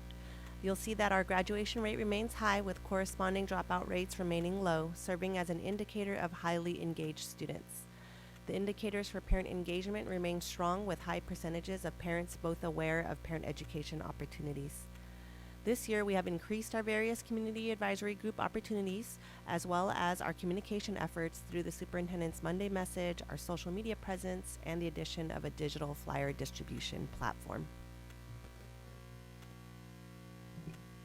And as you can see, we've made progress, or we're making progress in a lot of these areas. You'll notice communication hasn't started yet, but what I will say is that what we approved at the last board meeting, which is that Peachtree, we're actually spending quite a bit more than the $300 to get that communication platform off the ground.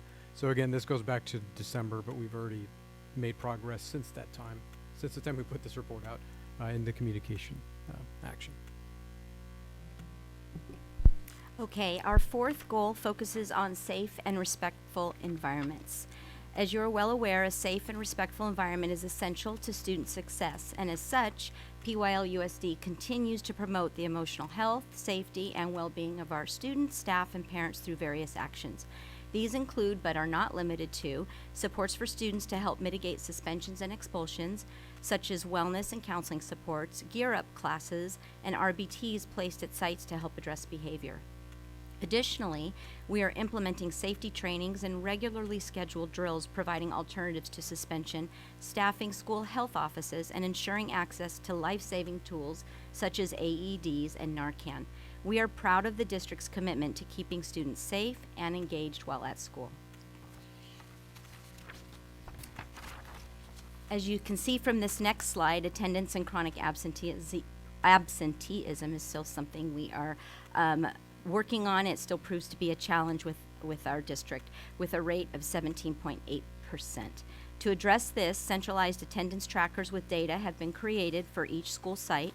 Consistent attendance protocols have been established and maintained to promote regular attendance, and school sites are implementing site-based campaigns to encourage more regular attendance. Additionally, monthly chronic absentee data is shared with all schools and their leaders. Moving forward, though, a built-in progress monitoring system will be established through data discussions with our site leaders.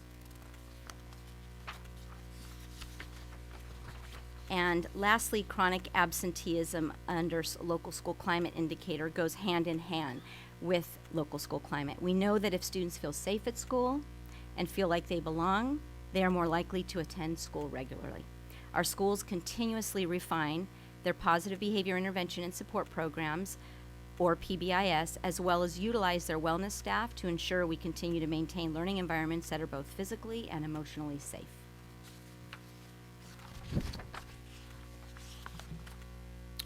Two things. One is I believe we need to revise the data for the attendance. It's much higher than 84%, so we will revise that and get that back. Yeah, it's chronic absenteeism is what that's tying to. So, and then, so with our actions here, we can see what we're on track to spend what we plan to spend in all areas. So 4.1 to 4.4, and then also 4.5 to 4.7 on the next slide.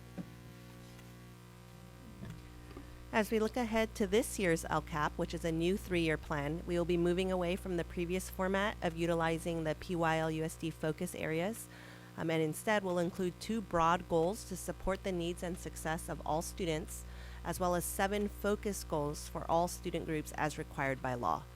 Our 2 broad goals refer to our innovative initiatives and the maintenance of our base programs, which can be found on the screen.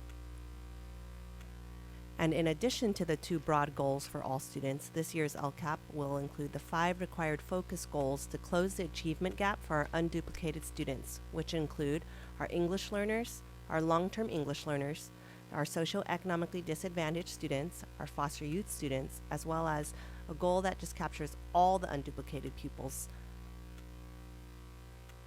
Additionally, we will have 2 required focus goals to provide focus actions to address academic achievement, engagement, and school climate for specific students, student groups, and sites in our lowest performing, or red dashboard levels. And lastly, we'll provide focus actions to improve the academic achievement and staffing at El Camino Real High School through equity multiplier funds, which you'll recall is designated due to having a high non-stability rate as well as a high socioeconomically disadvantaged rate. Okay, so the next steps for a Just a second. Yes, please. Does that mean hiring more staff there, or what are you talking about? The funds need to go to academic achievement and improving staffing. And so we do provide class size reduction at El Camino, for example, and so we'll continue to dedicate funds towards that. They do plan to continue to engage their community on their mini LCAP for these funds, and that does include an additional counselor that they plan to add. Okay, thank you. Mm-hmm. So the next steps for 24-25 LCAP, we've already started our input sessions, so that's going to go through March, so January to March. We will have a board study session April 16th, where we will talk about, dive in depth in our new LCAP format. And then April to June, we will be finalizing after we collect that input from you. June 4th, we will have our public hearing for the LCAP, and then June 18th, we will be looking for adoption. I had a couple of community members that contacted me and let me know that we only had the one input session that was held online for the community. Is it possible to add another one on and do one of those in person so that other people have the opportunity to give input? We have traditionally held one town hall online throughout all the years of the LCAP, so that's definitely something we can consider, but we also do have about 15 LCAP input sessions through all the different advisory groups. We just met with the students today, for example, DLAC, so all the required groups are being met with, and then we do offer the one town hall, but something Right, we I can know we've consider. always done that, but we've always done in-person meetings, and we've had more than just one. So just wanted to request that. Okay, definitely something we can consider.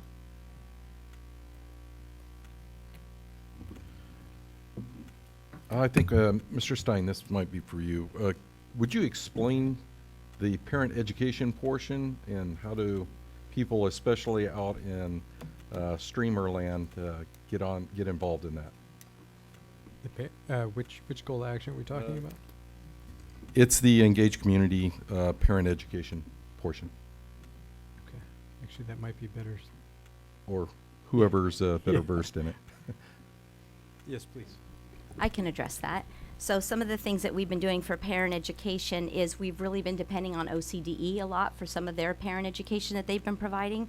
Some of it we host ourselves in our district, and some of these things are looking at college discussions about college, helping parents with behaviors, and then in the spring, moving forward, one of the things we're looking at is college and career readiness focus nights. But one of the things we know we need to build is to have some of that based on needs assessments that we do ourselves for our parents to see what they need moving forward. So that's an area we need to enhance and improve.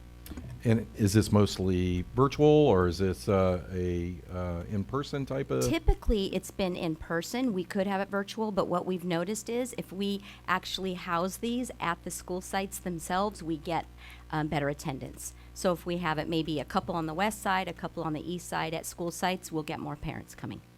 I would like to add that we also added on, in addition to Love and Logic, which is held in person at our Title I sites, but Disciplina Positiva at our Title I sites too. So it's a Spanish version that is provided for our families. We've also provided, of course, English classes to our families. And then we're also hosting family literacy and math nights at our elementary. So a lot of in-person parent education opportunities this year. Excellent. Thank you for explaining that. I really appreciate Dr. Gray and Dr. Young. I just wanted to add my thought about adding another town hall meeting. I know that the original one was recorded and I watched it, but it doesn't really go over the goals. It only really covers the financial, and then it goes to the QR code where people could do inputs. And I just think, there's just something about community gathering to discuss, and it just builds, kind of that communication and synergy. So I would be for adding another one.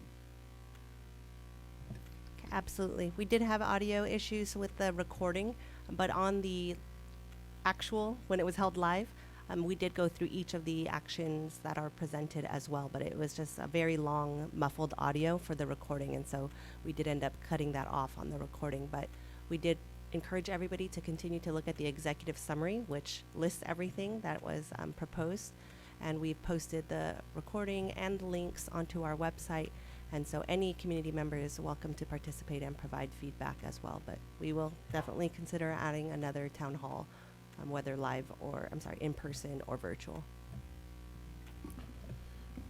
Would that be possible to possibly like YouTube it onto our district YouTube? Yes, we did post the recording onto our district YouTube. Yeah, with the audio being messed up, that makes it hard to have a complete package there. So I would also like to advocate, as I did last year, ASB for All program. I think I've sent you the presentation. I'll send it again.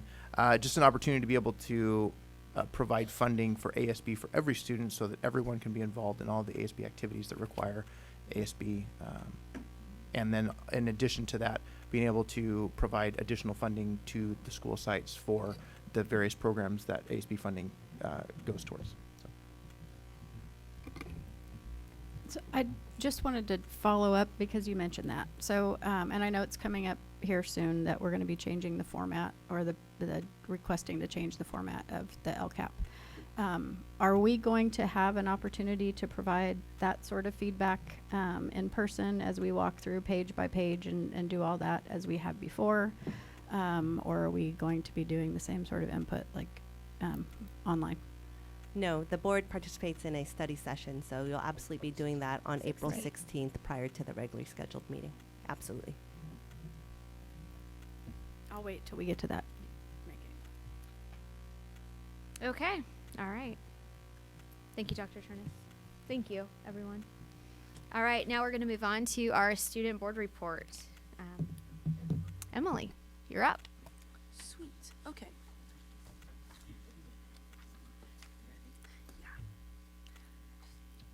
Good evening, President Blades, trustees, Superintendent Mr. Dr. Cherness, and executive cabinet members. I'm excited to be here tonight to share recent happenings from our comprehensive high schools and our alternative campuses. At Buena Vista Virtual Academy, 5th and 6th graders had a blast at Eco Science Camp last week. While they were away learning about science of nature, the kindergarten through 5th graders celebrated Lunar New Year by making a paper dragon that moved through the school, greeting staff, teachers, and high school students learning in the past and hybrid programs. Students enjoyed Lucky Candy and pineapple cakes as part of the celebration. At El Camino Real High School, they offered a college-linked dual enrollment courses for the school year for the very first time, and had 9 students successfully pass their first college class. El Camino Real had 18 early graduates and 17 students returned to their home schools. These 35 students demonstrated mastery through El Camino Real's programs in a way that promoted their success. At El Dorado High School, for the 3rd year in a row, they raised money for a wish child from the Make-A-Wish Foundation. Donation boxes were available and still are available around campus last week, and Golden Hawks set out to raise $15,000. At Esperanza High School, they held the Winter Formal, which was held at the Fullerton Event Center, where students enjoyed a DJ, photo booth, karaoke, and caricature artists, as well as a live quartet from Esperanza's very own jazz program. In addition to this, Esperanza is looking forward to the 2024 All-School Lip Dub on February 23rd, the Esperanza Car Show on March 15th, and the Dodgeball Tournament taking place March 18th to 22nd.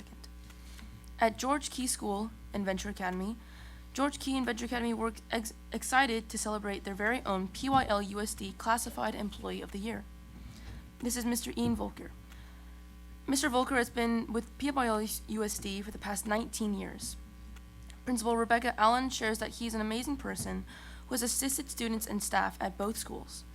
He currently is assigned to assist in Mrs. Edison's class and can be encountered to help in any situation. At Parkview School, Parkview's TK through 8 students are continuing to learn and implement different creative techniques through step-by-step art projects led by a master artist. Student artwork will be showcased at the school's open house on March 28th. At Valencia High School, Valencia's cybersecurity gold team competed in the semifinal round, ranking 5th in the state of California and top 50 in the nation. Valencia Future Business Leaders of America are proud to be the runner-ups in the sweepstakes at the Southern California Leadership Conference at Cal State Fullerton. 75 students won top 10 honors in their respective fields, with 18 of those winning first place. At Yorba Linda High School, all Yorba Linda High School winter sports teams made it to the CIF playoffs. Men's soccer competes in the quarterfinals tonight in Upland. And finally, for Yorba Linda, to celebrate Lunar New Year, the Yorba Linda Asian Pacific Islander Student Union hosted lunchtime activities. Students came out and shared about their culture with different activities and giveaways. Thank you. Thank you, Emily. Okay, so you usually get a question after your board report. Perfect. And so what experience do you hope to gain in serving as the Placentia-Yorba Linda Unified School District student board member?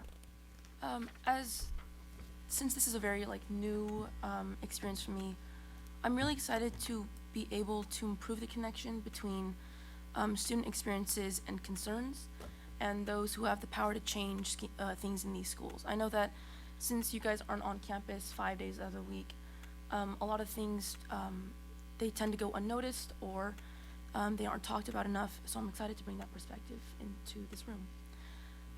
And just being in this area, I'm excited to build a community who is able to accept all the opinions from citizens and implement them as well. So, yeah. Very good. Great job. It just gets easier.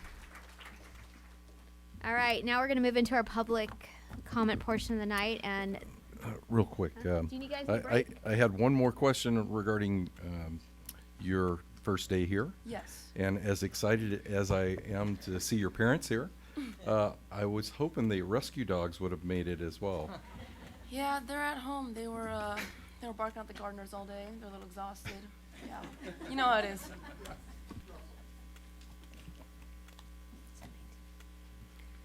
Okay. Did somebody say they need a break, or are we still good to go?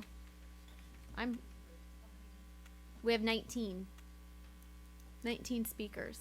Okay, let's take a quick 5-minute break, and then we will resume in 5. Okay. I'm a little aggressive right now. All right, let's move forward. We have public comment coming up. Public comment is an opportunity for the public to provide input to the Board of Education. During the public comment period, board members do not dialogue with speakers or make comments regarding the information shared. As of right now, we have 19 speakers, and so we'll be giving everyone a minute and a half each. If you guys want to line up, maybe rows or 3 or 4 at a time in the front row so we can keep this running efficiently. I'm going to ask that you come to the podium and speak your name.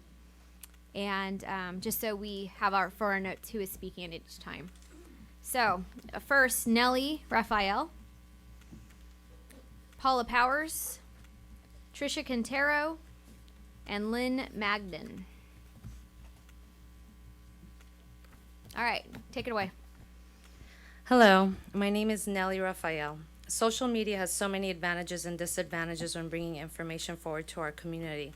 Unfortunately, the disadvantage when bringing information forward to our community, being spread by some board members along with the union and Nancy Watkins. They are lying and misrepresenting because they are losing power and the CTA isn't in control here any longer, which I credit our board majority for that, and taking education in the direction of what the community wants. Nancy Watkins and the union is repeatedly lying in the community, speaking negatively about the district charter and our new sports institute, when in fact so many educators and parents are speaking so highly of all the amazing positive changes we have seen recently since Dr. Chernus has joined PYL-USD with the support of our board majority. The union is lying, stating there's a private charter coming to our district and using a district facility when there are no plans for this, fear-mongering the community and blaming conservative board members for something that isn't happening. Are union members aware that APLE donated from their donations to support the Orange recall? And also, why is APLE President Linda Mannion seen passing out Nancy Watkins signs at the office during working hours at 11:30 a.m.? Why is she being paid as a teacher on special assignment when she isn't abiding by her contract and spending 50% of her time in the classroom? I'll tell you why. She's fighting dirty and hitting people hard with misinformation, which will not work. There are videos and statements of Nancy Watkins showing and displaying disrespectful content toward conservative school board members and even our new superintendent. Thank you very much. Thank you. Next is Paula Powers. I'd like to take a moment to thank a member of our PYL family who gave us more than a quarter of a century of service. Tom Craik is a treasure. He not only helped thousands of families throughout the years, but I'm most appreciative of the help he gave mine. At a time when my family needed him like a superhero, he appeared. My husband and I cannot thank him enough for his willingness to help, his calm demeanor, his understanding, and his guidance. Our district was fortunate to have his support all these years. He is a part of PYL's foundation, and we are not the same without him. Thank you, Tom, for your blood, sweat, and tears. You are irreplaceable, and we are forever indebted to you. Thank you, Paula. Trisha? Good evening. I'm a PYL parent with an athlete who has successfully competed on a local, state, and national level without the use of a specialized program or academy. Our family decided to forego the academy model since we already have many accomplished sports programs, coaches, and schools in PYL. As I read the USI proposal, I asked myself a few questions. How will this affect our district sports programs we currently have? Will athletes be required to compete for a PYL school, or will the academy be run as a separate CIF-sanctioned school? Who will be paying for the training resources, and who is vetting the programs which are going to be used? Will the company that will be chosen be formally presented to the entire board along with the competitors? And most importantly, what is the exact data? What are the concrete numbers that will be affected, and who will be able to apply for this program? Can you expect anyone to make a decision or feel comfortable spending this amount of money without actual firm data? On another note, I also do not support the demotion or moving of any current administration at our high schools. Our current principals and admins are the backbones of our schools. These administrators have also made PYL the great place it is today, and the school that I am proud to be a part of, El Dorado, Tuffrey, and Wagner. Why would you dismantle anything like that? Thank you. Okay, next is Lynn Magnan. Thanks. Hi, Hi, yes, my name's Lynn Magnan, and I'll introduce myself as first a parent from the district whose 2 daughters graduated as overachievers from Esperanza High School, but also Travis Ranch Middle School and Van Buren Elementary School. My husband and I moved here in 2001 for the school district, and it's been 15 years of bliss. And the last couple of years, of course, post-COVID have been really difficult. But in light of today and talking about innovation, I changed what I was going to say. I have like a way different thing I want to say now about progress. I felt the need tonight, after listening for the last hour, to share what we've done at Esperanza in the arts. So if everybody was to go, I want to kind of be transparent and go to the Esperanza website, and under arts, go down to the visual arts website.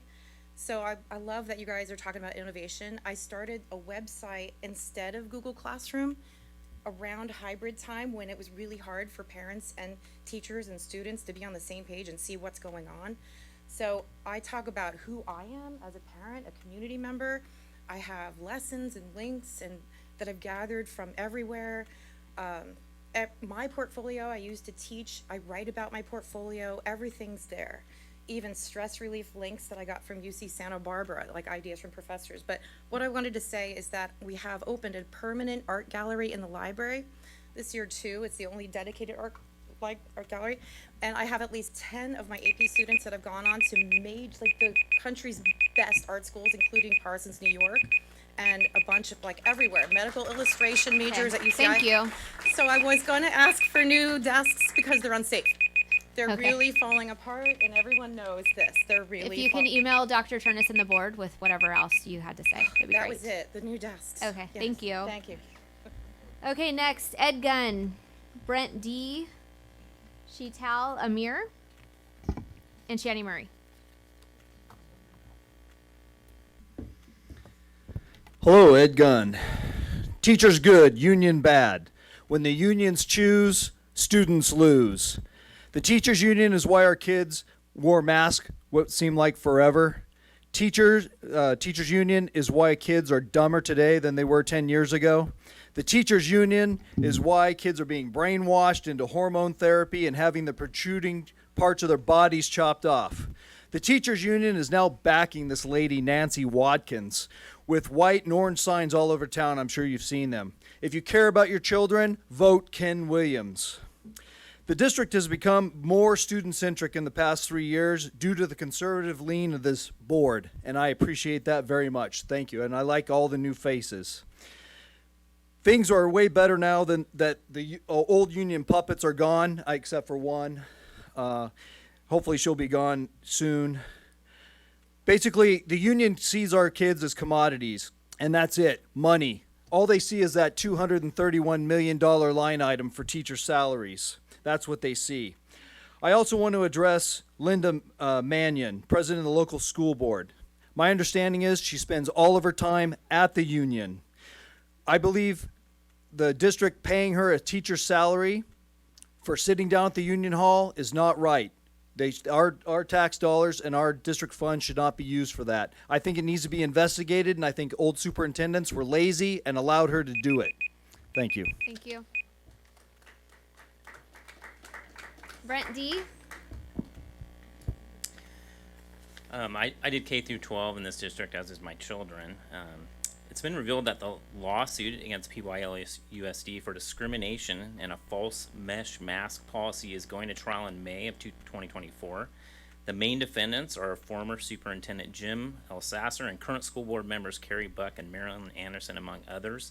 The lawsuit is public information, and what I find interesting in evidence is an email from Jim Elsasser to former OC Healthcare Agency Director Dr. Clayton Chow dated January 10th, 2022, which is after Elsasser had begun removing children from school for so-called mesh mask violations. After over a week of removing many students from school claiming a so-called mesh mask guidance, Elsasser then emailed Dr. Chow at OC Health and asked Dr. Chow to place a mesh mask guidance into the OC Health guidance. Why ask for the guidance to be added if it had already existed? The guidance did not exist, so the student removals and learning loss of January and February of 2022 never needed to happen. Apparently, Elsasser was asking for Dr. Chow to implement stricter enforcement to cover up his illegal actions. The very next day, Carrie Buck unilaterally announced no mask policy at a board meeting without a board vote, again implementing stricter mask measures than OC Health. Why? Is that a coincidence? And why not place the mask issue on the board agenda for discussion? Now our district is facing a huge lawsuit. How many thousands of dollars is this costing our district? It would have been wise at the time to listen to other board members with much more common sense. This whole mess could have been avoided. Thank you. Chantel Amir, I hope I'm saying that. Oh, she left. Okay. Shani Murray?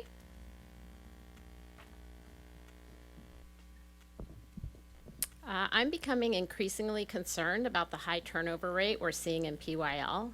When I tuned into the recent LCAP meeting, I was surprised that Shelley Spessard wasn't in the webinar. So I checked the PYL website and she's no longer listed. What happened to our Director of Student Achievement and Support? Why would she leave in the middle of the school year? And why did Trina, the person she replaced, similarly leave after a little more than a year on the job?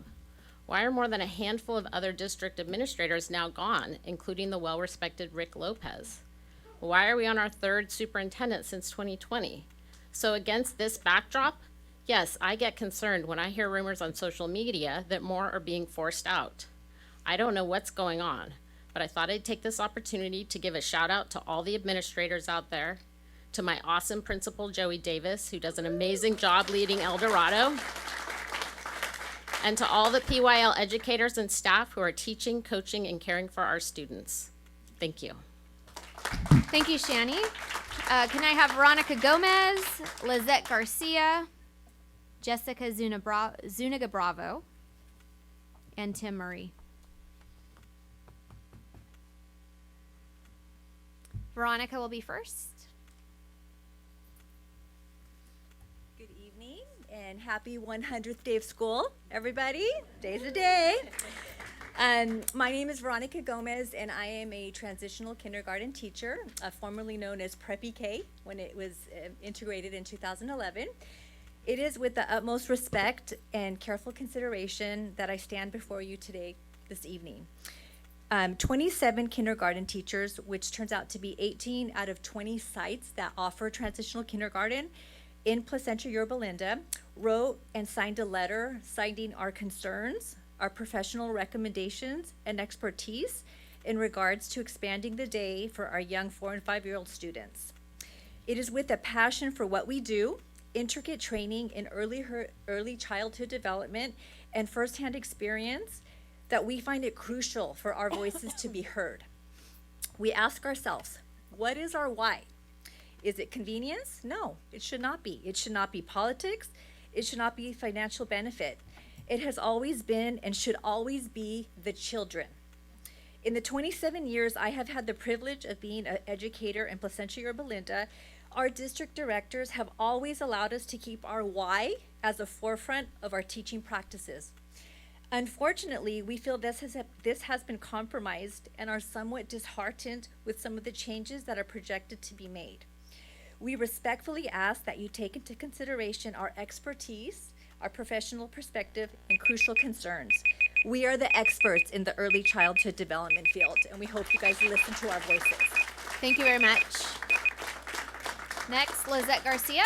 Nice to see you all. Good evening. My name's Lizette Garcia, and I'm also one of the pioneering teachers here for our district. Back in 2011, we were pioneering TK when no other school districts wanted to touch it. And we went in there, and to this day, we're nurturing this program, which has been nationally recognized. It's been California recognized in the state of California. We just do have some concerns with the expansion. The state of California is in the process of formulating revised teaching standards as well as publishing and implementing new guidelines and state laws related to the universal TK program. The components not yet finalized by the state include, but are not limited to, laws regarding class size, student to teacher ratios, facility requirements, and best practices for instructional and assessments. Now is not the time to be making any crucial modifications to our TK program, knowing that there will be additional changes coming in the near future. We run the risk of making ill-informed decisions by not taking into account the forthcoming guidelines and laws from the state of California.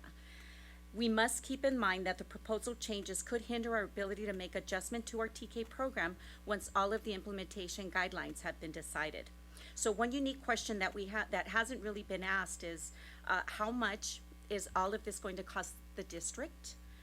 Expanding the cost in a 1-to-12 ratio, classroom size, again, we need to be in compliance. And thank you for listening, but there'll be more to come. Thank you.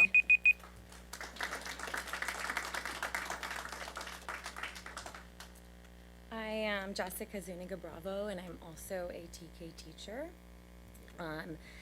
I just want to emphasize our unity as TK teachers in supporting the integrity and maintaining the phenomenal state-recognized program that is currently in place.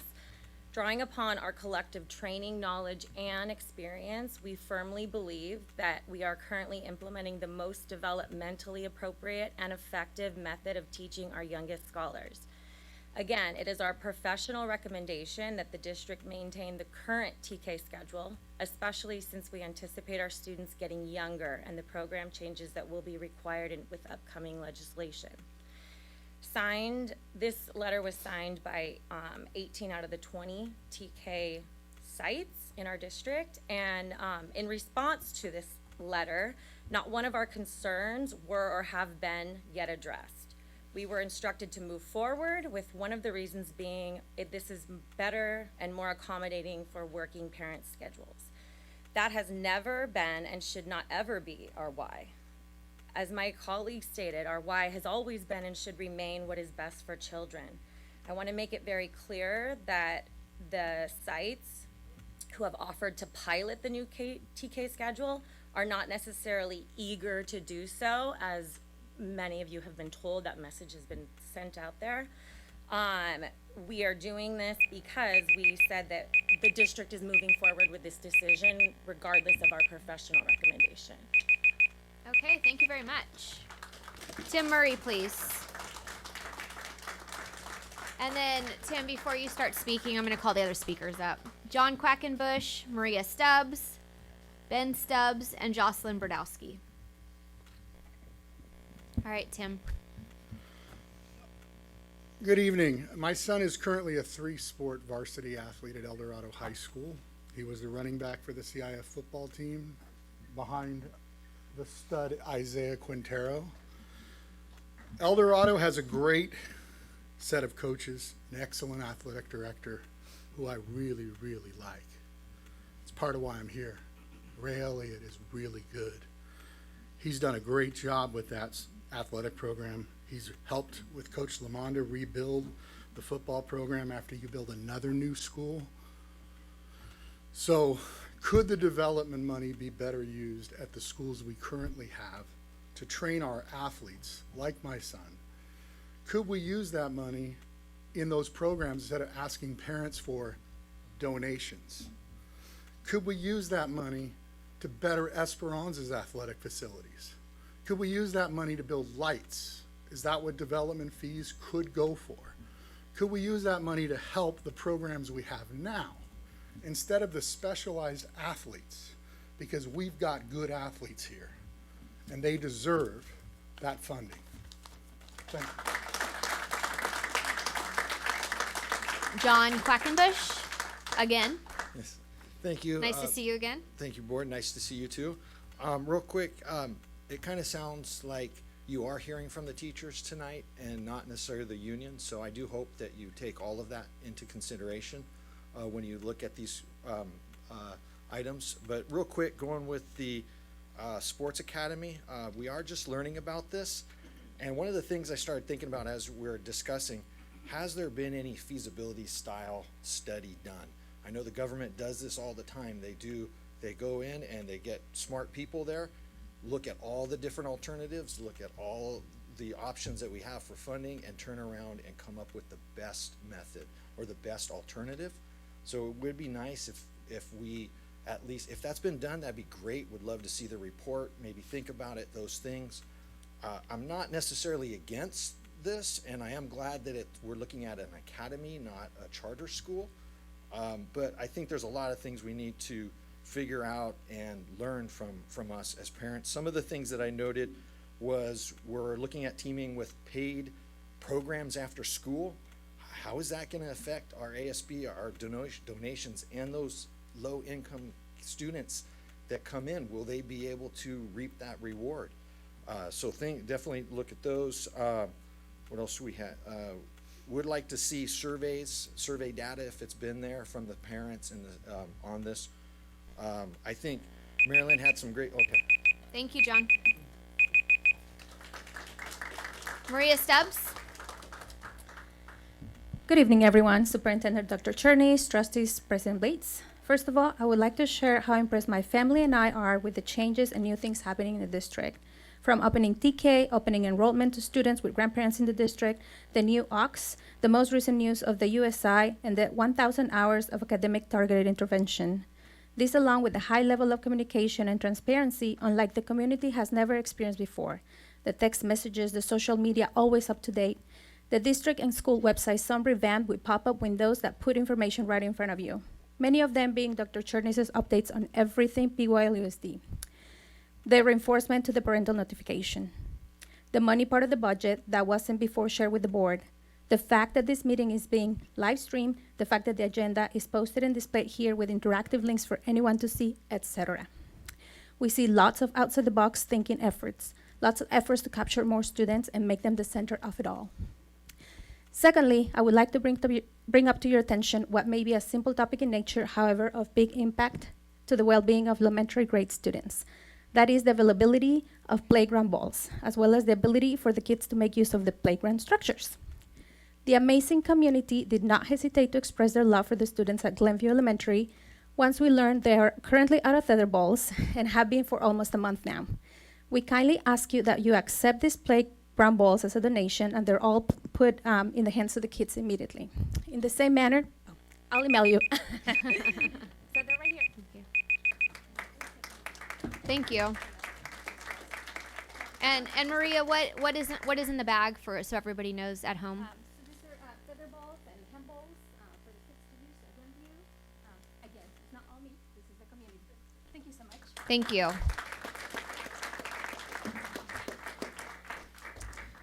The last paragraph of her message says this. In the same manner, I respectfully demand that the kids can make use of the entire playground, including swings and playhouse structures. It's been limited with the excuse of staffing. Whether the issue is supervisor resources or a creative way to the logistics of their recreational time, I ask that it gets figured out quickly and that the 1st through 6th graders are allowed to make use of the entire playground. That was Maria's. Here's mine.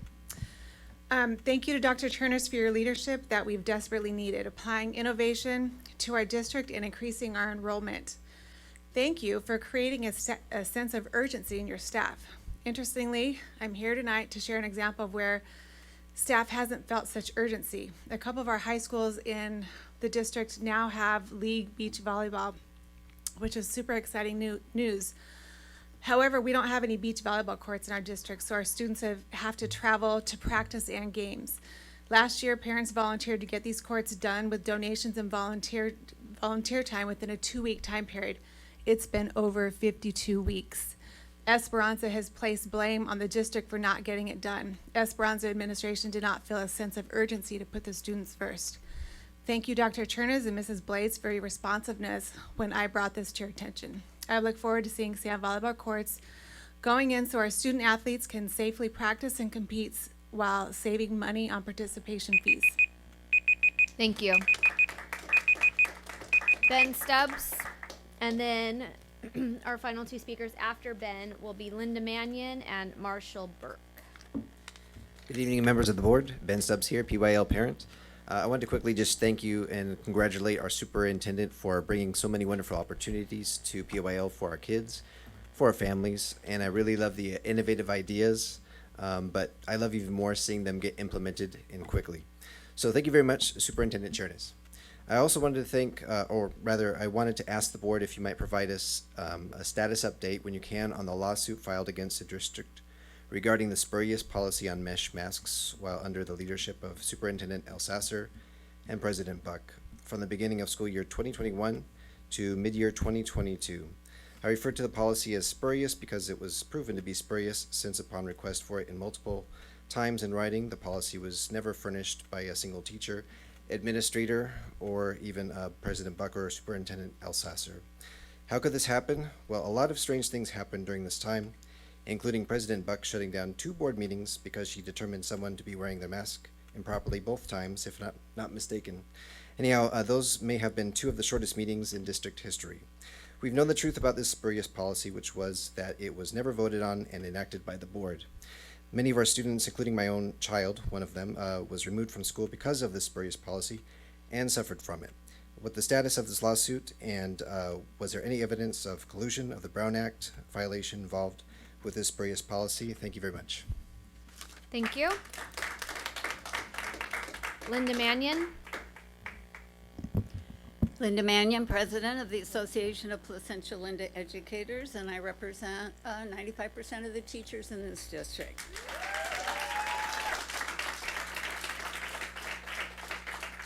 As we've heard tonight, there are many changes going on in our district, and not surprisingly, in response to these changes, I've also been receiving lots of communication from our teachers.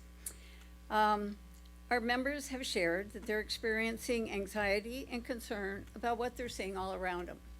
And these communications had made me reflect on our district and what can be causing these feelings. As I reflect on the best of PYL-USD, it is our district, and it starts with family. Family is one of those words that people caution you against using to describe a workplace. But in every sense of the word, family is what has made PYL-USD different from other school districts.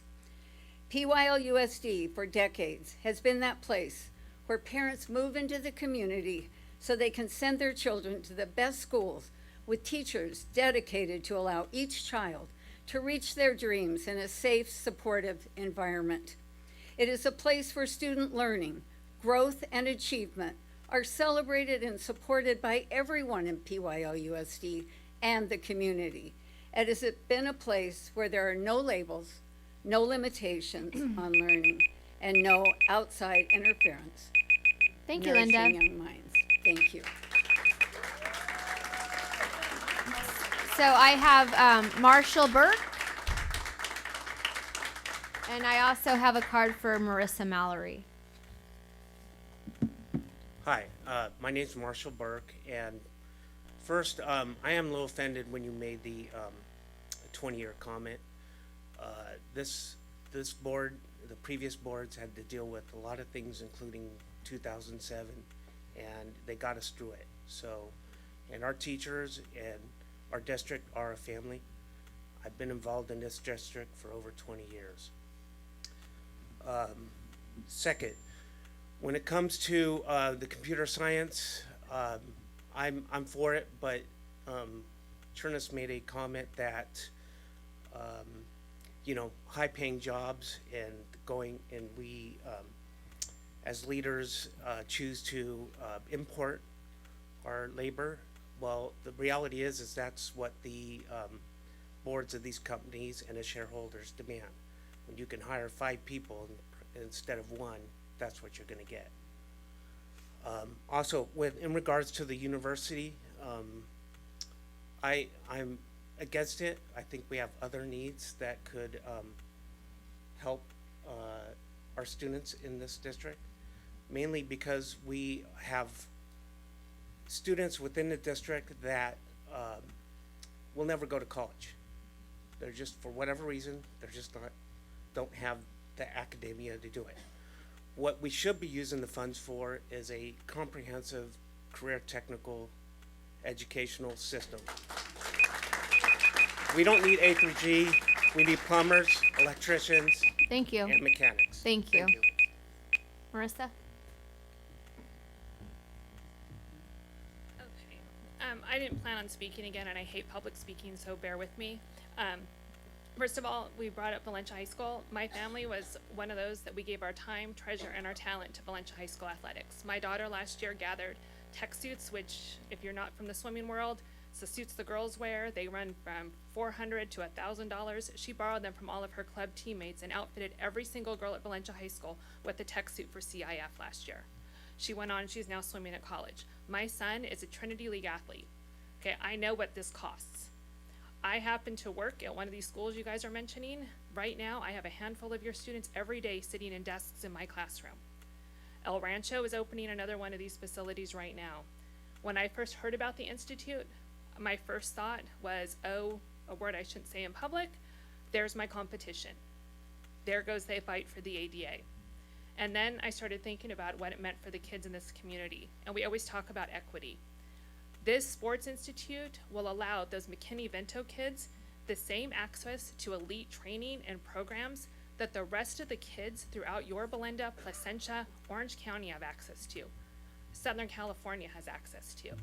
And if we stop looking at that, and we always want to talk about equity, but we get very myopic, we need to be looking at the bigger picture. And right now, in a time of budget cuts, every kid counts. Thank you. Thank you.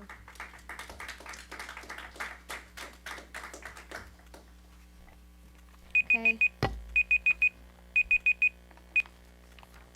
All right, I don't have any more speaker cards up here. Oh, huh? Oh, okay, we'll go on. Thank you. I make mistakes all the time. It happens.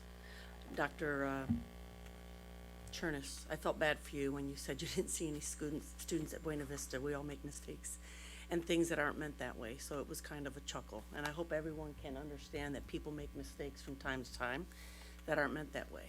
We have amazing programs in this district, and we have had amazing programs in this district for the entire 21 years that I've been here. And the growth and the challenges that we've had have been incredible. The career technical education, sir, I'm sorry you don't know about it, but we have amazing grants that we have been given since Dr. Carrie Johnson was here to start promoting career and technical education. It's phenomenal, but we need aides in the classroom. I have a period this past semester where I had 14 students with IEPs and 504s, and 9 students that were 3 grades below grade level, and 5 students that were 2 grades below grade level, 1 emotionally disturbed student, and 1 student that was new to country that spoke no English. We need help. We have good money for career tech ed. We need good aides in the classrooms with us. Thank you. Thank you, Sue. All right, so I think that is going to conclude our public comment for the night. And so we are going to move on to 17.2. Can I have a motion, please? I'll make a motion to the 17.2 2024 revised Board of Education meeting schedule.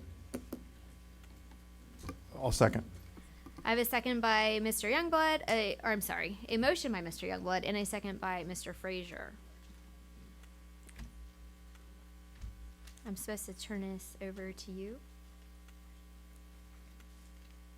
This is the Board of Education meeting schedule revision. Revision attached.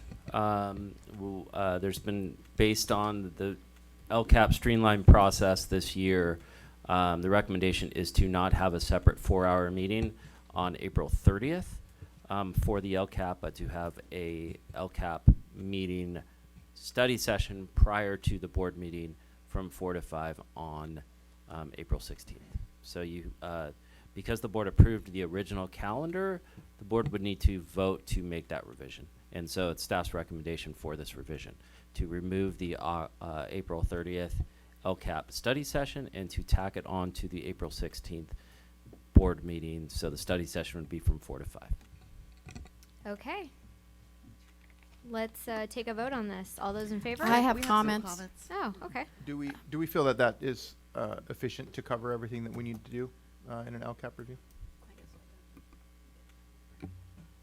Yes, the prior LCAP had a lot more goals and actions involved in it. It's going to be a very much slim line version of the LCAP focused on specific student groups. We do feel like an hour is sufficient. Okay. So this new format, is this a format that we have put together to make it more simple, or is this something coming from the state? The template itself is from the state, but the goals are organized based on ed code requirements that were just passed this last budget cycle. So it focuses on the student groups, not only all student groups, but on the specific student groups that we need to address in the LCAP. So it doesn't require us, or we don't need to look at all of the effort that we've put in before.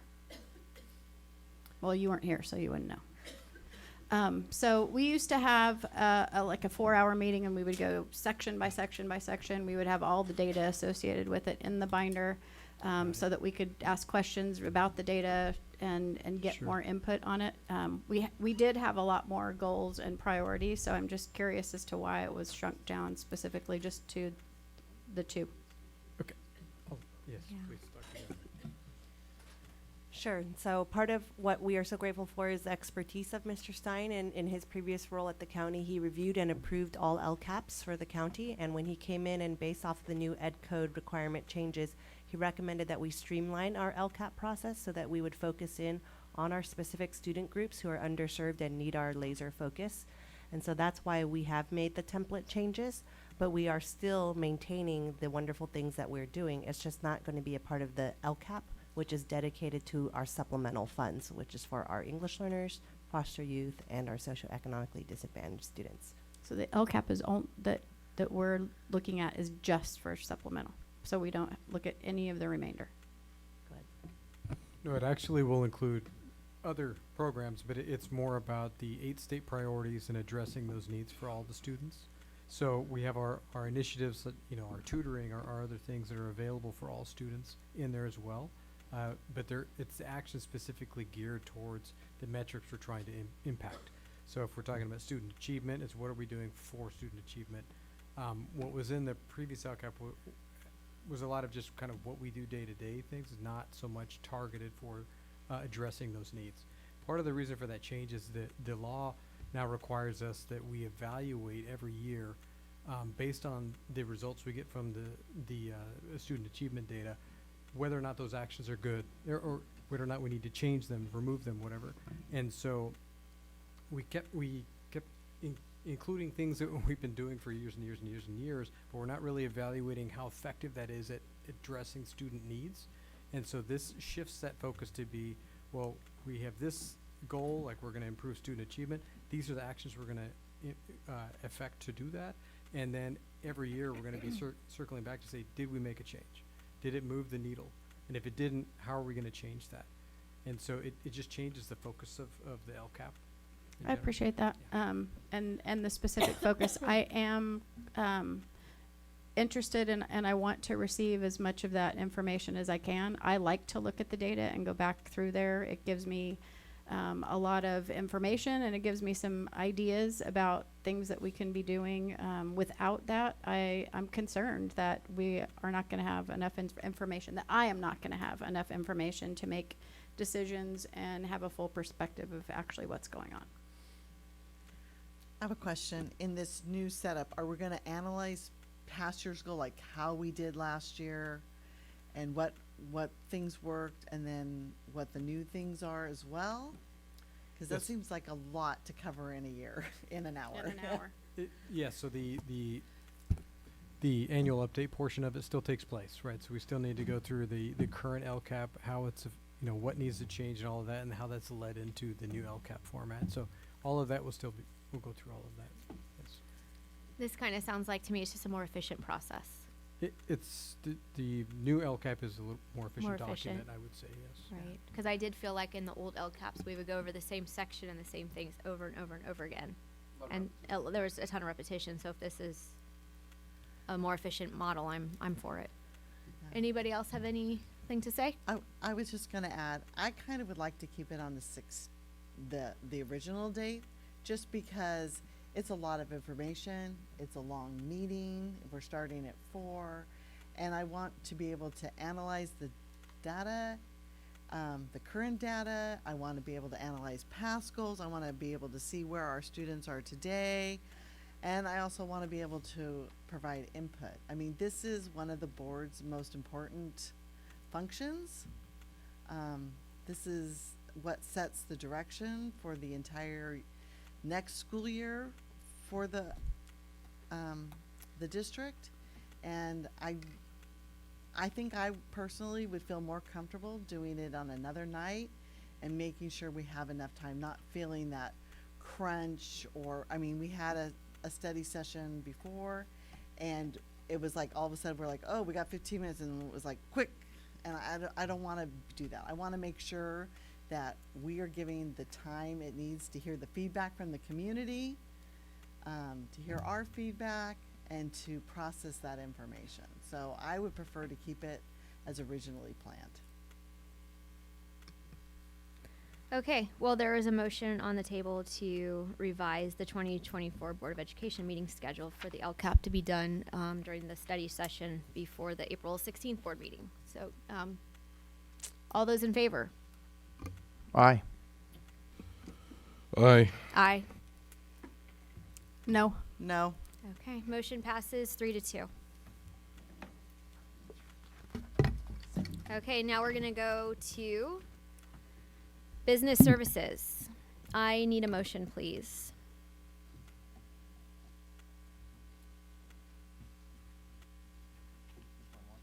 Yeah, I'm sorry, 18.1. I'll make a motion to approve the memorandum of understanding between the Placentia-Yorba Unified School District and Orange County School of Computer Science District Affiliated Charter School for a 5-year term beginning July 1st, 2024. I second. Very good. I'm gonna turn it over to Mr. Gary Stein. Thank you very much. On December 12th, 2023, the board accepted staff recommendations and approved the conversion charter for the Orange County School of Computer Science at Bernardo-Yorba Middle.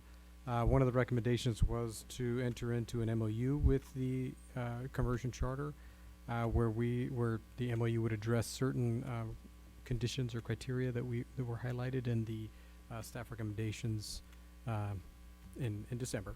And so included in the agenda under 18.1 is an MOU that the district staff worked with legal counsel to develop that would address the items identified in staff recommendations. So our recommendation for tonight is approval from the board. Okay. Thank you, Gary. Any questions, comments? I just wanted to confirm, as was mentioned in public comment, that PYL students would have a priority permanently over outside areas. Yeah, sorry. Yes, that is correct. So the preferences would be the students that matriculate from the current feeder schools to Bernardo-Yorba.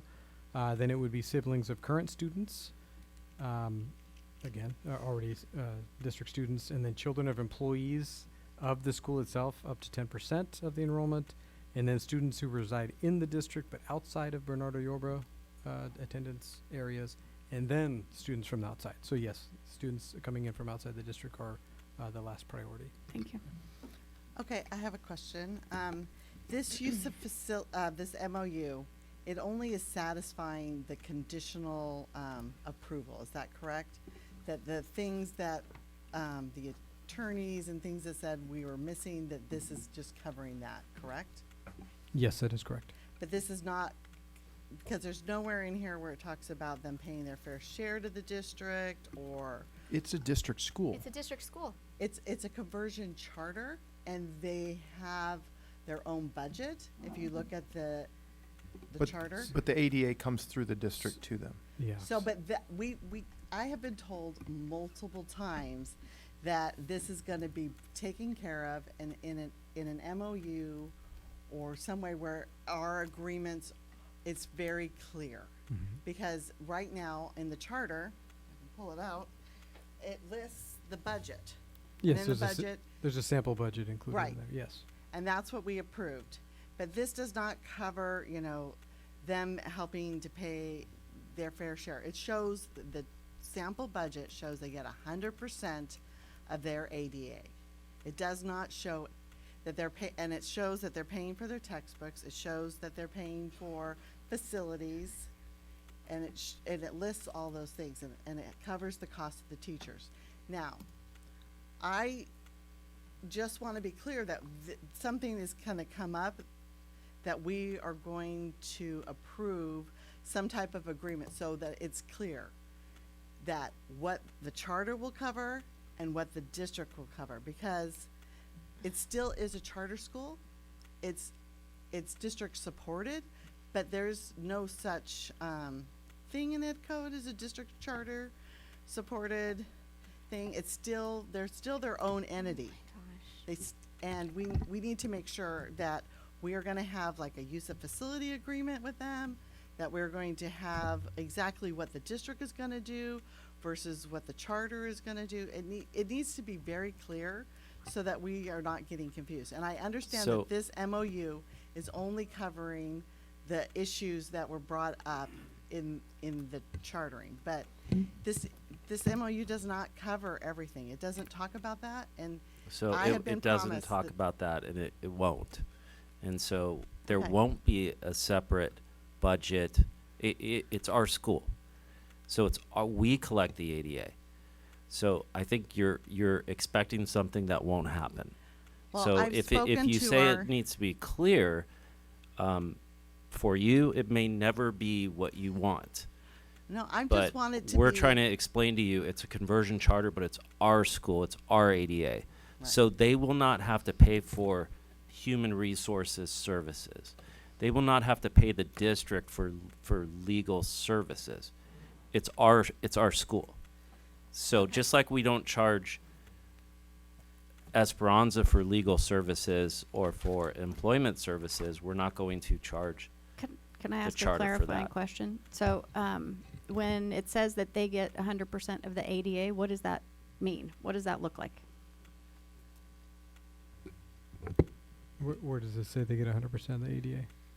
If you look at their budget on page, whatever page it is, Right. 83, Right, so it's a sample budget that we're not, That as a we district, we're not, approved. yes, but it's a sample, it's not right? real. but it's not real. It's, So no, that's, it that's, helps describe how it's a self-sustaining school. But that, the way that the model works for the conversion charter, all of that ADA comes through the district. So we're not billing the state separately for that for that school site. We are not, Not putting anything in a sub-account that would identify. How do you identify funds that or expenses that go to each of the schools? so they all have a site number in Okay. our account code structure. So we'll know what expenses are going there, but the money that's coming in generated by the ADA will go into the district's coffers.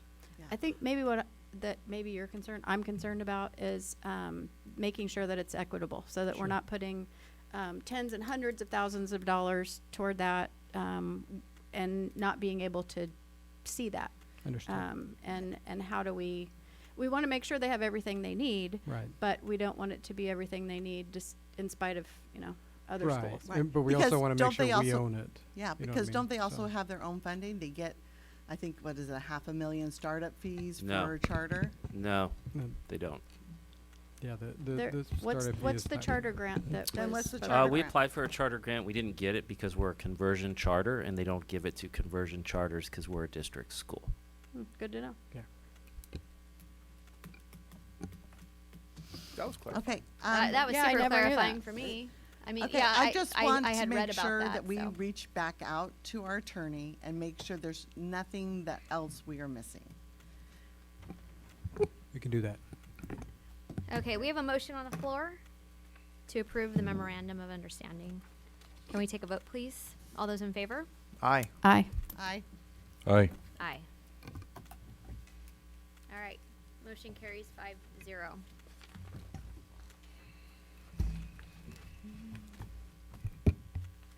All right, 18.2, I need a motion, please. I'm not on.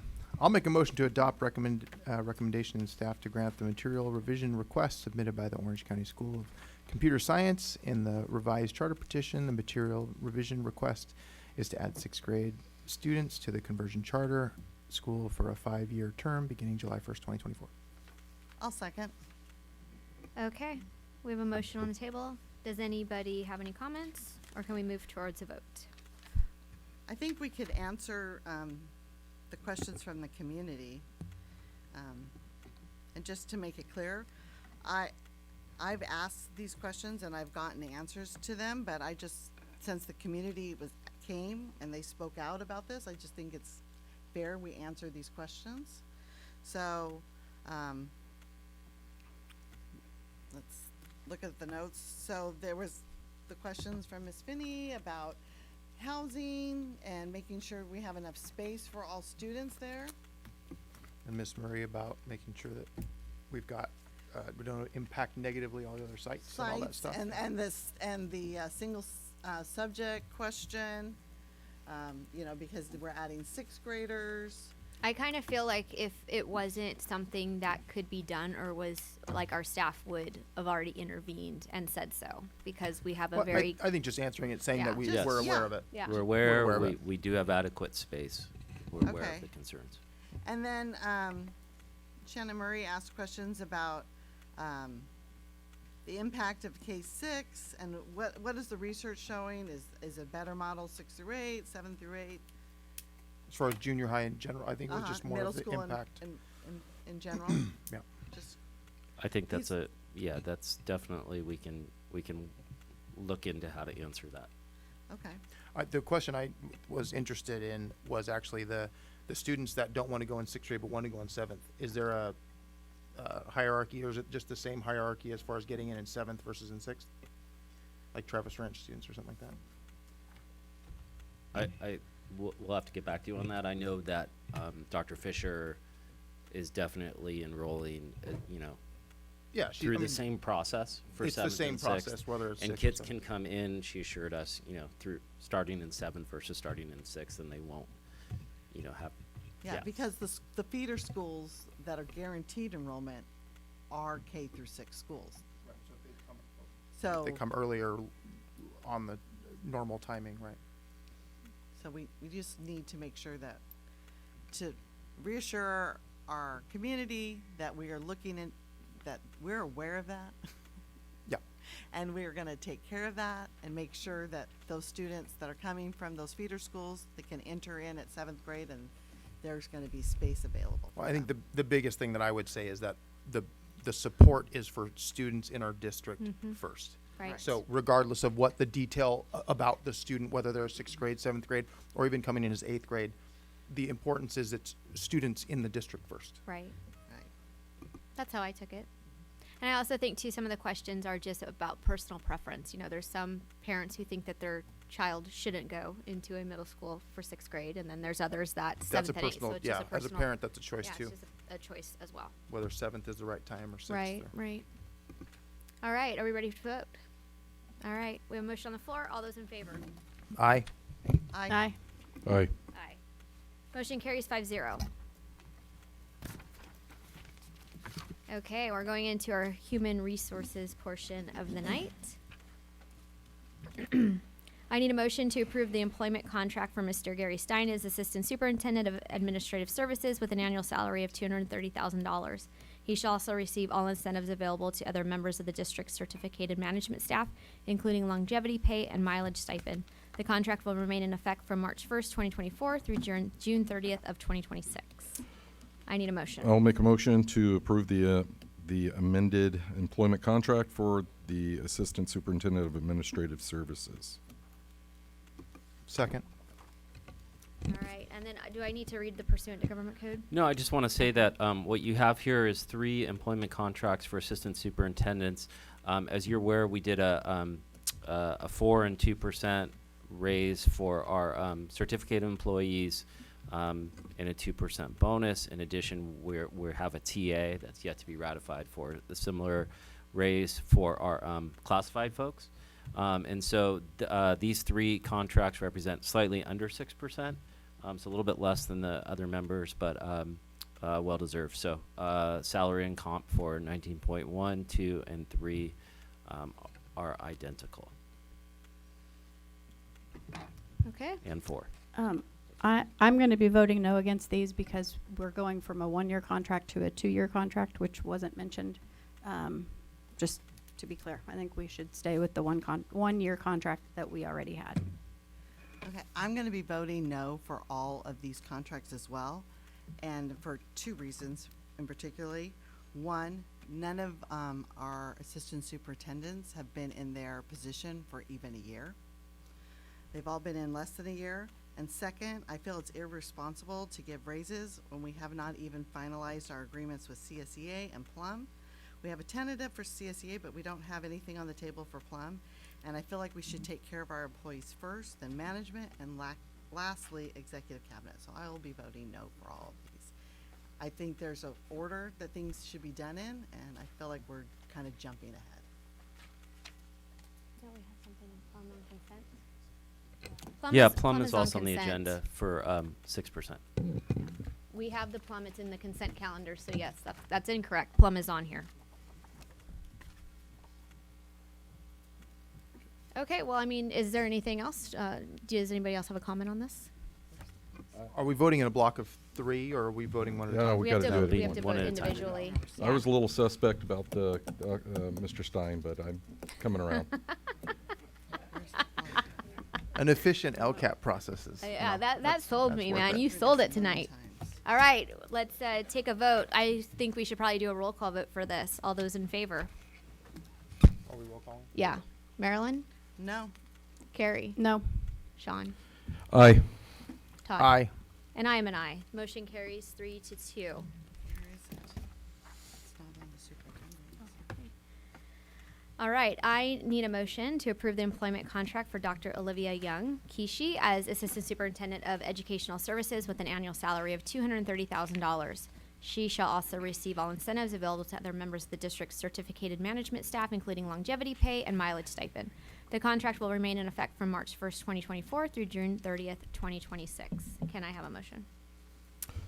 I'll make the motion to approve the amended employment contract for the Assistant Superintendent of Educational Services. I'll second. Great. Any comments, or can we go to a vote? Probably all the same. Okay. Comments? All right, roll call, please. Ms. Anderson? No. Ms. Buck? No. Mr. Youngblood? Aye. Mr. Frazier? Aye. And I myself am an aye. Vote carries 3-2. Thank you for all the hard work that you've done this year. Ms. Young, it has not been an easy year, and there's been a lot of expectations placed on you, and so just thank you for the hard work. Thank you. Okay, here's another one. I need a motion to approve the employment contract for Ms. Renee Gray as Assistant Superintendent of Student Support Services with an annual salary of $230,000. She shall also receive all incentives available to other members of the district's certificated management staff, including longevity pay and mileage stipend. The contract will remain in effect from March 1st, 2024 through June 30th, 2026. And may I have a motion, please? I'll make a motion to approve the amended employment contract for the Assistant Superintendent of Student Support Services. I'll second. Okay. All right, we have a motion on the floor. Roll call vote. Ms. Anderson? No. Ms. Buck? No. Mr. Youngblood? Aye. Mr. Frazier? Aye. And I am an aye. Vote carries 3-2. Okay. And I need a motion to approve the employment contract for Dr. Isaiah Gates as Deputy Superintendent with an annual salary of $255,000. He shall also receive all incentives available to other members of the district's certificated management staff, including longevity pay and mileage stipend. The contract will remain in effect from March 1st, 2024 through June 30th, 2026. I need a motion. I'll make the motion to approve the employment contract for the Deputy Superintendent. I'll second. All right. Do I have, this is separate, so I Right. was gonna ask if anybody has any comments or Comments, questions. I would the like reason, you'd like to, go ahead. Yeah, so first of all, I want to say that I'm extremely proud to be making this staff recommendation to the board, my recommendation to the board. This district for many, many years has never had a multi-year agreement with their labor partners. And the fact we have one this year is a huge win for us. The amount of time and money and resources we will save by not being at the table, not just for the rest of this year, but all next year talking about this, talking about salary, paying for negotiating teams, time, resources. Time is money. That was a huge accomplishment of Dr. Yates, so I applaud him. Also, just the rapport he's built with our teachers, with our administrators, with our team. His level of expertise has been invaluable, and it's all about the work and the programs we've been without his work, and of course our assistant soup. So it's my strong recommendation to, for the board to approve Dr. Gates as the Deputy Superintendent of PYL-USD. I think that's a really good point about the 2-year negotiation. That's a big win. Yes, for us, huge. for sure. Huge. I'm going to vote no on this as well because it's a 2-year contract, but also because of the deputy addition. Dr. Gates, I think you're great, but being in this position for 8 months, 6 to 8 months, is not enough for me to, and never being an assistant superintendent before. I will be voting no, sorry. So it's not about, in my vote, it's not about time served. It's more about work done and workload and divisions of labor And experience. from our superintendent that is saying that this is what he recommends. So I would, in the corporate world, if somebody's doing a good job and doing the things you need them to do and you need to give them more duties and that correlates with giving them a new position, then that's just what you do. So I have no problem with the amount of time that you've been here. I think that you're doing a great job, and I am happy to vote yes on this.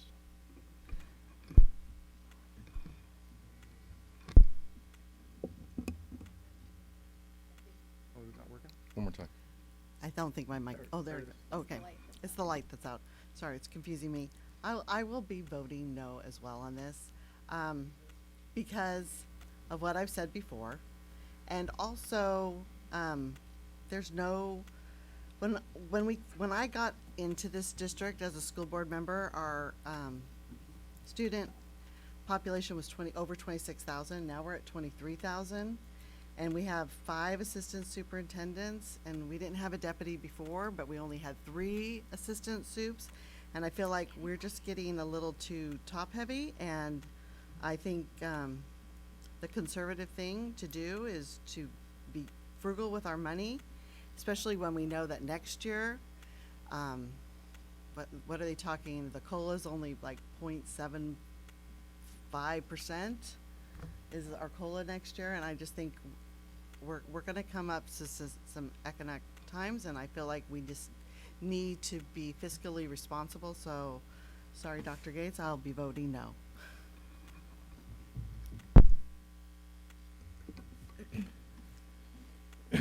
No, Okay. there's 5 of us right now. Okay. So one of the things that was a draw for me about Dr. Gates was not only his work ethic. This man is he's a grinder. He is continually working and going. And from a recommendation from our superintendent, who I truly respect, saying that his promotion would be a huge help for him, leads me to believe that it's not only the work that he's done, but also the character in which he brings.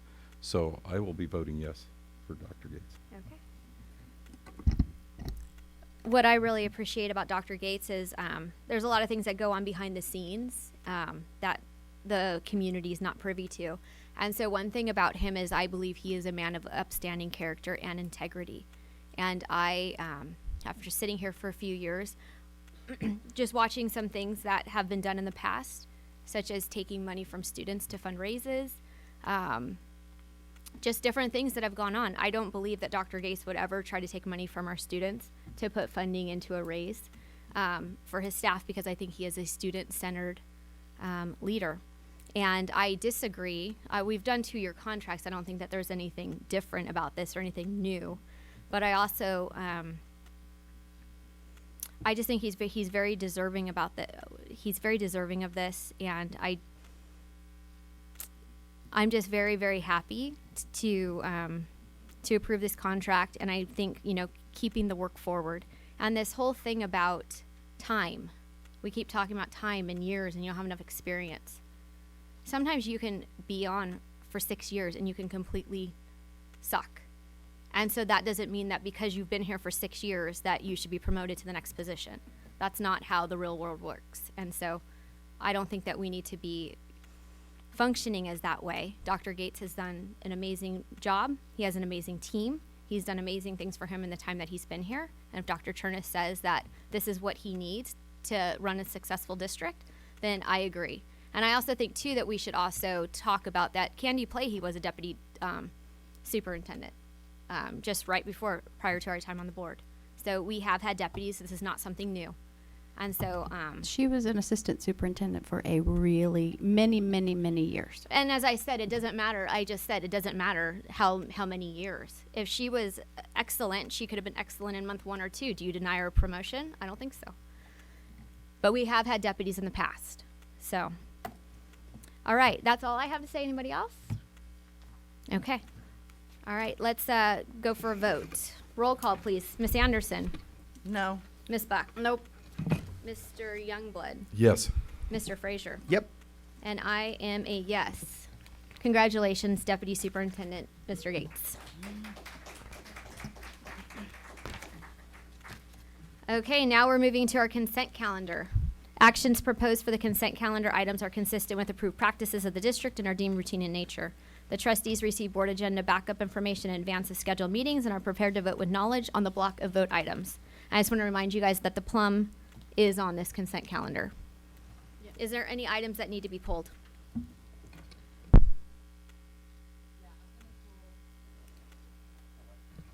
There goes. 21.2, 23.3, 23.6, 23.7. I'll speak slower. Yeah, can you give me those again? 20? Yes. 21.2. Okay. 23.3, 23.6, 23.7, 23.8, 23.10, and 25.2. Anybody else? No. It is a lot. All right. So I need a motion to approve everything else. I'll make a but the motion we approve aforementioned. everything else in the consent calendar except those that were identified. I'll second. Frazier with the second. Okay. All those in favor? Aye. Aye. Aye. All right. I'm an I, 5-0. All right. 21.2. Okay, I'd like to make a motion to approve the general agreement with Lamar Advertising Company for advertising services from February 14th, 2024 to February 13th, 2025. I second. All right.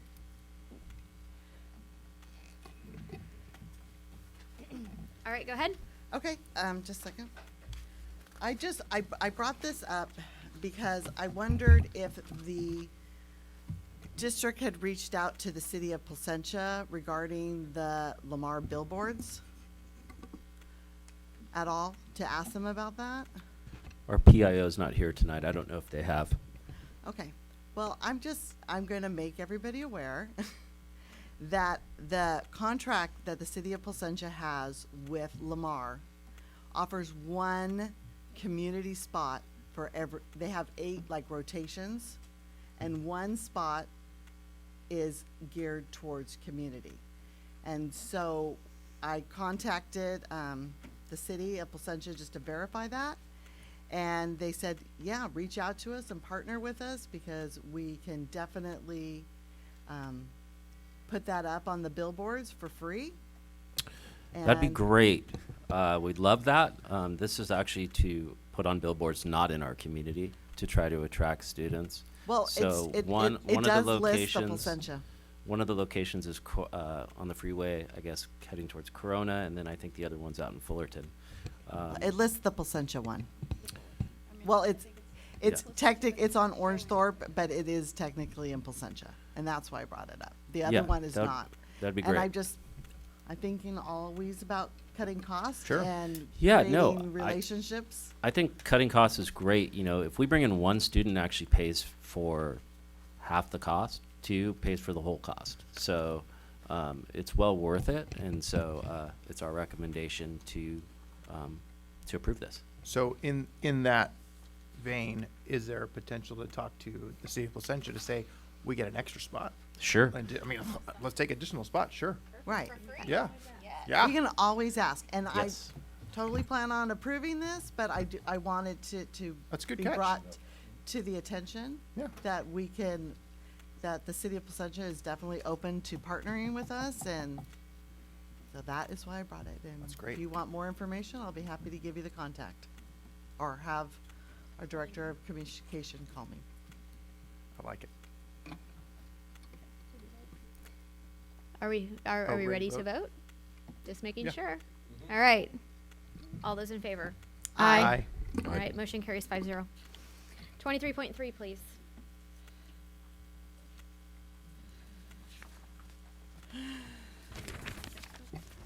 Is that the one, the IB textbook? Oh, the IB textbooks, yes.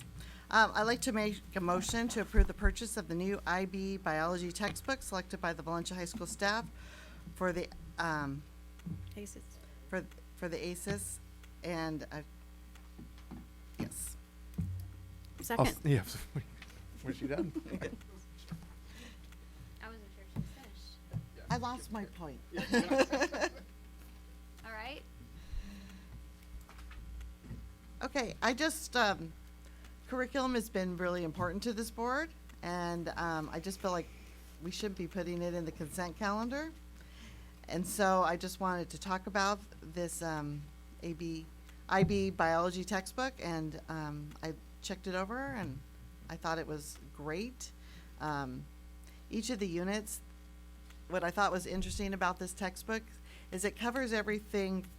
In each unit, takes every subject from molecules all the way to ecosystems. So it starts with the micro in each unit and then builds itself up to ecosystems. So micros, then cells, and organisms, and then ecosystems. So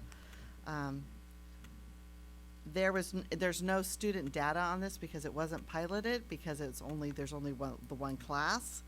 But I look forward to hearing, from our teachers and our students how this works. Teacher, yes. Okay, are we ready to vote? Ready. All right. All those in favor? Aye. I'm an aye. 5-0. 23.6. Okay, I'll make a motion to approve the novels to pilot in the classrooms. Percy Jackson, Sea of Monsters by Rick Riordan. Time for Andrew by Mary Downing Hahn, and The Wave by Todd Stresser. We're all close. We're all. I think that's actually. I need a second for that. Second. All right, go ahead, please. Okay. I'm a big fan of all three of these books. I haven't finished the one, The Time for Andrew, but I'm looking really forward to hearing what the kids' feedback is on these books, and to let parents aware that students will be piloting these books in their classroom. They'll be notified. You'll have opt-out and other curriculum, and all of those things will be in place for you. So hopefully one of your students will be lucky enough to read these books, and especially The Wave. I thought it was very time appropriate for what's going on in our world today, and hopefully we can learn a little bit more about it. Yeah, I'm glad that this is coming to the board before it gets piloted. Thank you for pulling it. I agree. All right, all those in favor? Aye. Aye. Aye. Aye. 5-0 carries. 23.7, please. I'll make a motion, we approve the agreement with Singapore Math Inc. to purchase Dimensions Math 6-8 textbooks for the Orange County School of Computer Science, scheduled to open in the 24-25 school year. Second. Singapore Math is great. Love it. Yes.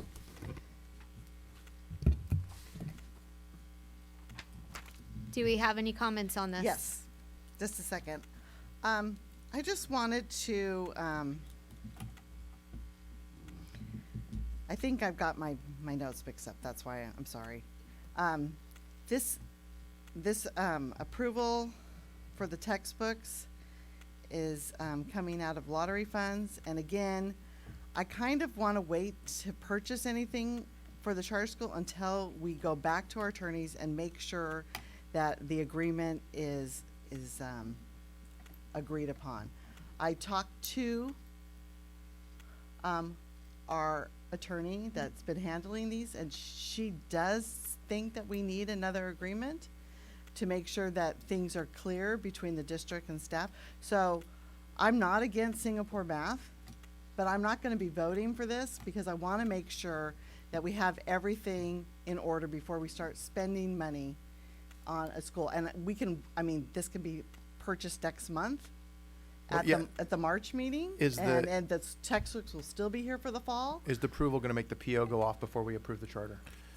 Yes, it's our recommendation based on conversations with Dr. Fisher that this is approved now. Okay. But okay. Any other comments? I just think we should wait. That's all I'm saying. And that 1 month to go back and talk to our attorneys and make sure that we're spelling out the agreements. After I talked to Ms. Fox about this in depth yesterday, I contacted her because I had some questions on the MOU, and I feel like we should be talking to our attorneys about those things. And we haven't gotten any legal opinion on this. I haven't seen anything come to any of us, so I just Legal opinion on which? On The Singapore math books? no Oh, on the charter on the charter. agreement. And this is new territory for our district. I mean, we haven't done a charter before, and I just feel like let's just make sure we do everything in order, and a month, the Singapore math books are still going to be here in the fall. I kind of think that we are doing things in order. We're approving all this stuff. We're approving the things, but we're not going to order the books. That just doesn't make a lot It's of our sense to me. recommendation that, and I wasn't aware you talked to our attorney, so I'd have to talk to her about what the conversation was about, but based on our conversation with Dr. Fisher, her recommendation is to approve it at this meeting. Yeah. Well, Ms. Farley, or Ms. Fox, Marley Fox, she said she'd be contacting the district today, so I'm hoping she did do that to talk about how it's important to have this agreement. And that's all I'm saying. I want to just make sure we're doing things in order, and that because charter is so new to all of us, we're all learning, and we need to be consulting with our attorneys. I mean, the attorneys have been consulted. attorneys have been throughout consulted, this entire correct? process. Yes. Yeah, and she said that we need an agreement. This And is we first I'm have- hearing that. So, Dr. Turnus, can you give her a call tomorrow and find out what kind of addition she's adding, or she wants to add, or recommends we add to the agreement, and then just let us know? I'd be happy to. It's our recommendation that this is approved at this meeting, based on conversations with Dr. Fisher. I just Okay. wanted to add briefly too, sorry, the reason why she's wanting it this month is because Singapore Math will be raising their prices next month, so she's trying to be fiscally prudent and order the books before the prices go up. So I just wanted to share that as well. Thank you, Dr. Fisher. All right, we have a motion on the table. How many, let's vote to approve. Do I need to roll call, or are we? I'll be voting no. Okay, so we'll roll call this. Ms. Anderson votes no? Correct. Ms. Buck? Yes. Mr. Youngblood? Yes. Mr. Frazier? Yes. And I myself am a yes, so that is approved 4-1. And I'll make a motion, we approve the agreement with Irvine Math Project to provide Singapore Math professional development to the staff at Orange County School of Computer Science, scheduled to open for the 24-25 school year. I need a second. Oh, sorry, second. We're fading, I think. I'm fading, you're fading. Okay. Okay, the training for the Singapore Math is listed to be approved through the Arts, Music, and Instructional Block Grant. And I'm assuming it's coming out of line 13, the miscellaneous funds, is that correct? Yes, that's the intended source, but we also received an increased amount, and so that is where the additional funds were applied to so that we could cover these miscellaneous costs. Because I noticed that we're over our funds. Yes, So we what was received- the additional funds then? So the state revised their calculation for that, and I think we received an additional 300,000? Not mistaken. Mm-hmm. I believe so. I don't have the number with me right now, but Can Can I The- get the an windfall. updated spreadsheet then of how that money is going to be circulated for all the arts and music block grant? Yes, yeah, we Okay. can do that. Thank you. Okay, are we ready to vote? All those in favor? Aye. Aye. All right, motion carries 5-0. I believe the next one is 23.10. Okay, and I pulled this, I'll make a motion to approve the agreement with Code to the Future and for the Orange County School of Computer Science. Second. All right, go ahead. Okay, I pulled this again because it is coming again out of the block grant funds, and we were over budget, and so that's why I pulled it. But with the additional funds, and also I really want that agreement between the charter and us, totally complete understanding. And I feel like we can wait until such an agreement, or we get confirmation from our attorneys for that. I don't think there's any rush to approve this until next month's meeting. And so I'm just thinking we should just place this on hold and wait till we get our opinions back from the attorney. It's staff recommendation based on conversations with Dr. Fisher that we approve this at this meeting. Yeah, I read that on the update. And then And I will say too, after attending the Code of the Future is part of this school, and after attending the showcase the other night with everyone, I would say that I think this would be irresponsible not to approve this, because this is part of the school. And I think if our staff and Dr. Fisher are saying that we should approve this, we should just go ahead and approve. And then this is the addition of the coding clinics for the 5th grade students, because we are opening up the 6th grade. And so because we approved the 6th grade, this is to make sure that our 5th graders are getting an introduction to coding, and so that they can make an informed decision on their next year's school choice. Okay, but this is for the 24-25 school year that we're making this approval. It's not for this year.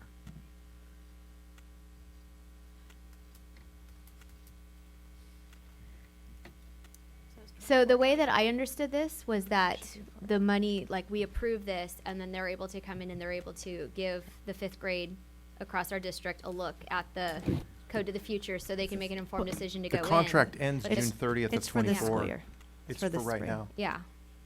It's for That's what coding this- clinics. It's at the- February 14th through June 30th of Mhm. 24. So this should This be is- So this is amended wrong? to say 23-24. It No, looks I like think the this is the title is, it looks like the title is wrong. We're having, looks like some issues with the titles on the documents, but everything on the memos and the attachments are correct. Okay. Yeah, because this is So for, this what you're is, saying this is for the 5th grade program, what This we're is the voting 5th on. grade for program, and current it's for. 5th graders. That will Correct. end, the contract will end in June, after they've Yep. been able to make So their it's decision. for them to decide if they want to go in as 6th grade Correct. Okay. next year. All right. Well, the title looks like it's for the 24-25 school year. So can we amend it just to add 23-24, just to be clear? correct? Yes.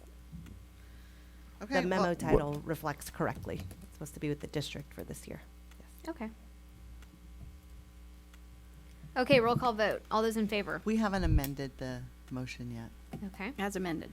Approve, so make a, do you, I'm just reading it. I'm just pulling it up, so I just want to.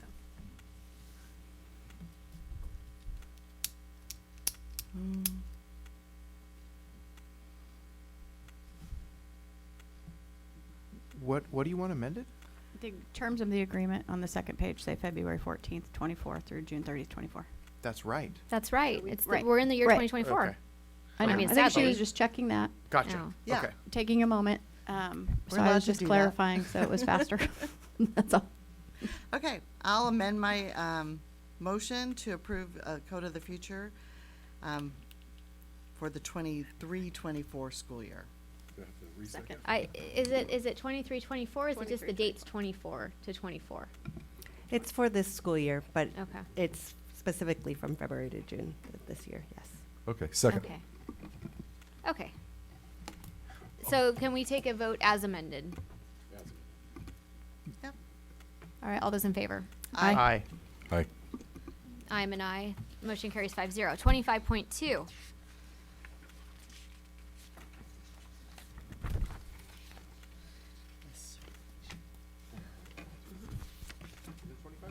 Yep.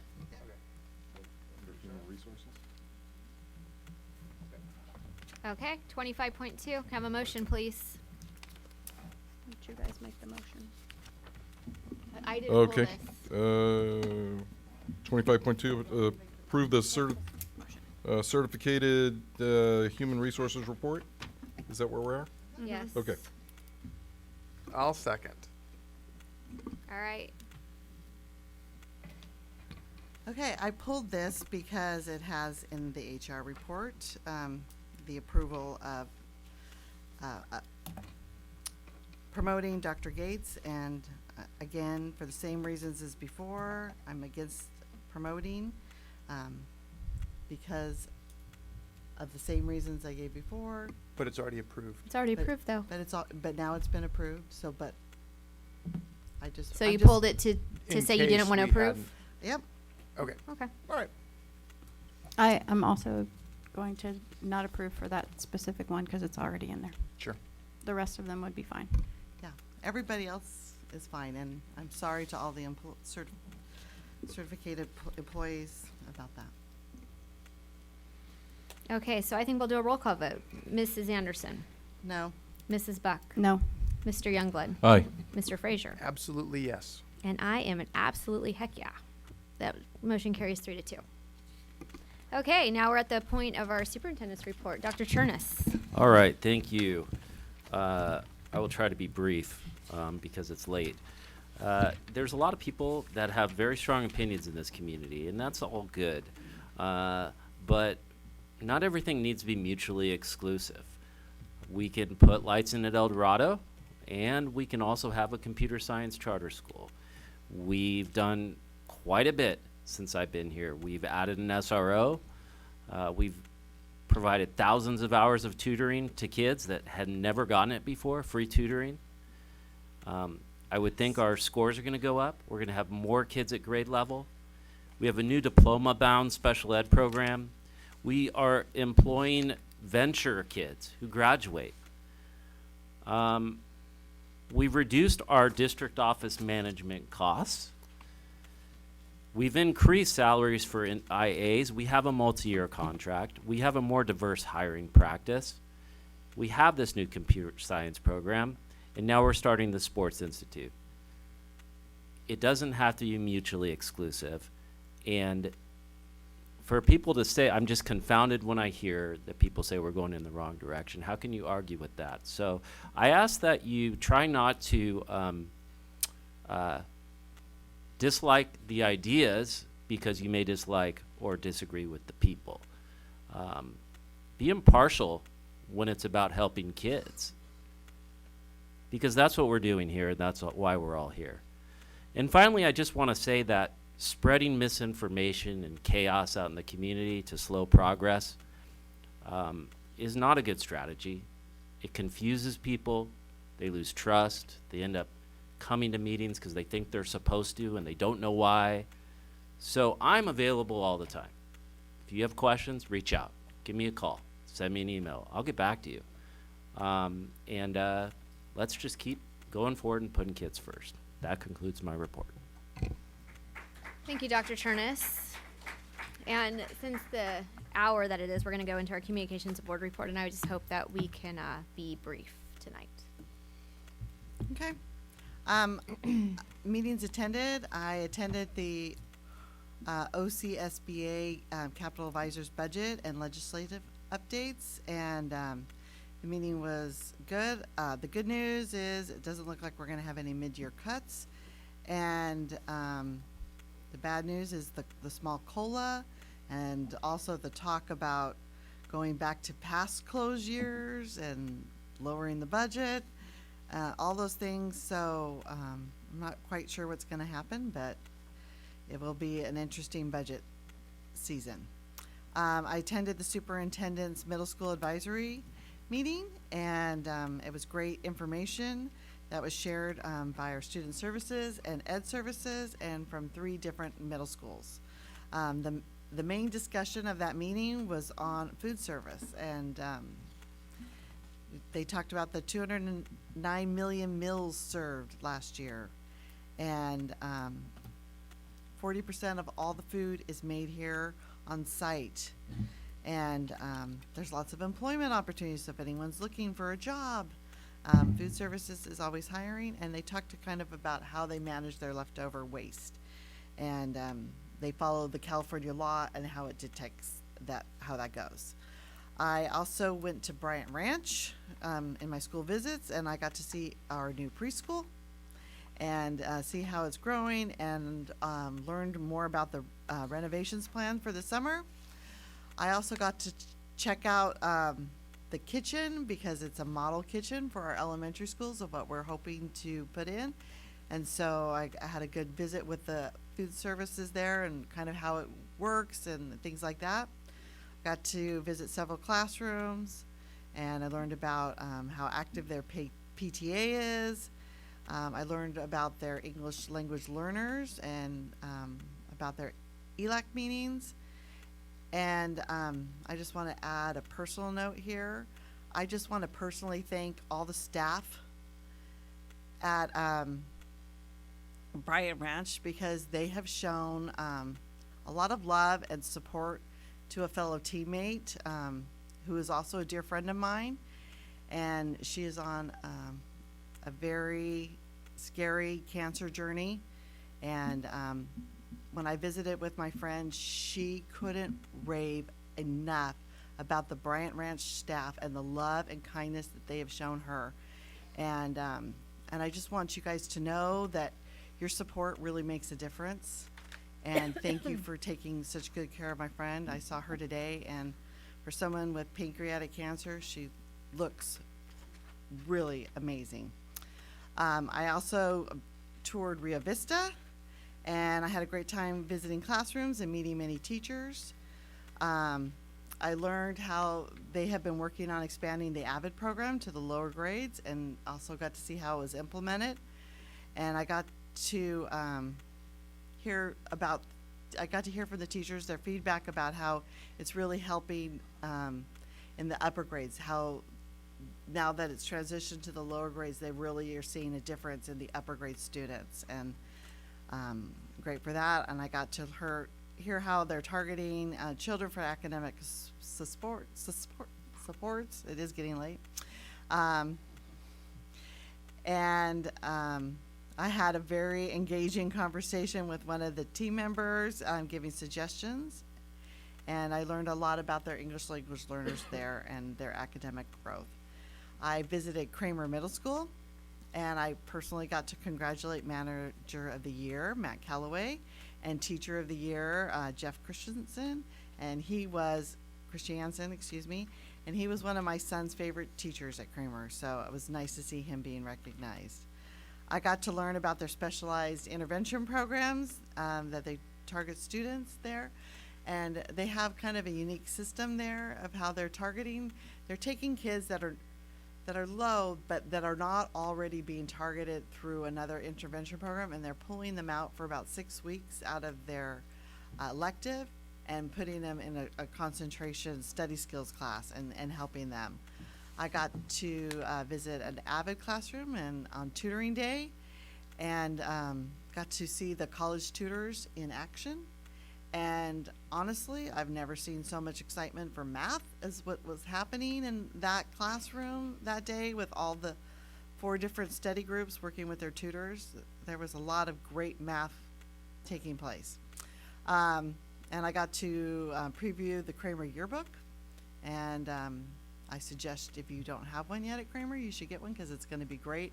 And I'm always impressed by the creativity of our students. I would like to personally congratulate all the employees of the year for their contributions to our district and being such great role models to our entire staff.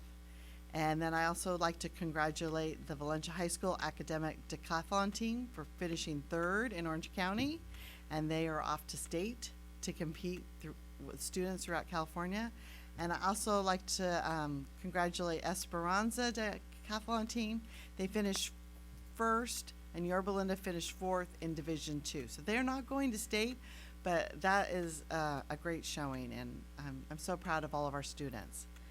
The annual survey is up. Please, please, please take time to fill it out so that we know how we can best serve you, and look at those survey results in our LCAP meeting coming up. And for those of you that know me, you know Love Placentia is around the corner, and it's happening Saturday, April 20th. So please save the date, mark it on your calendar.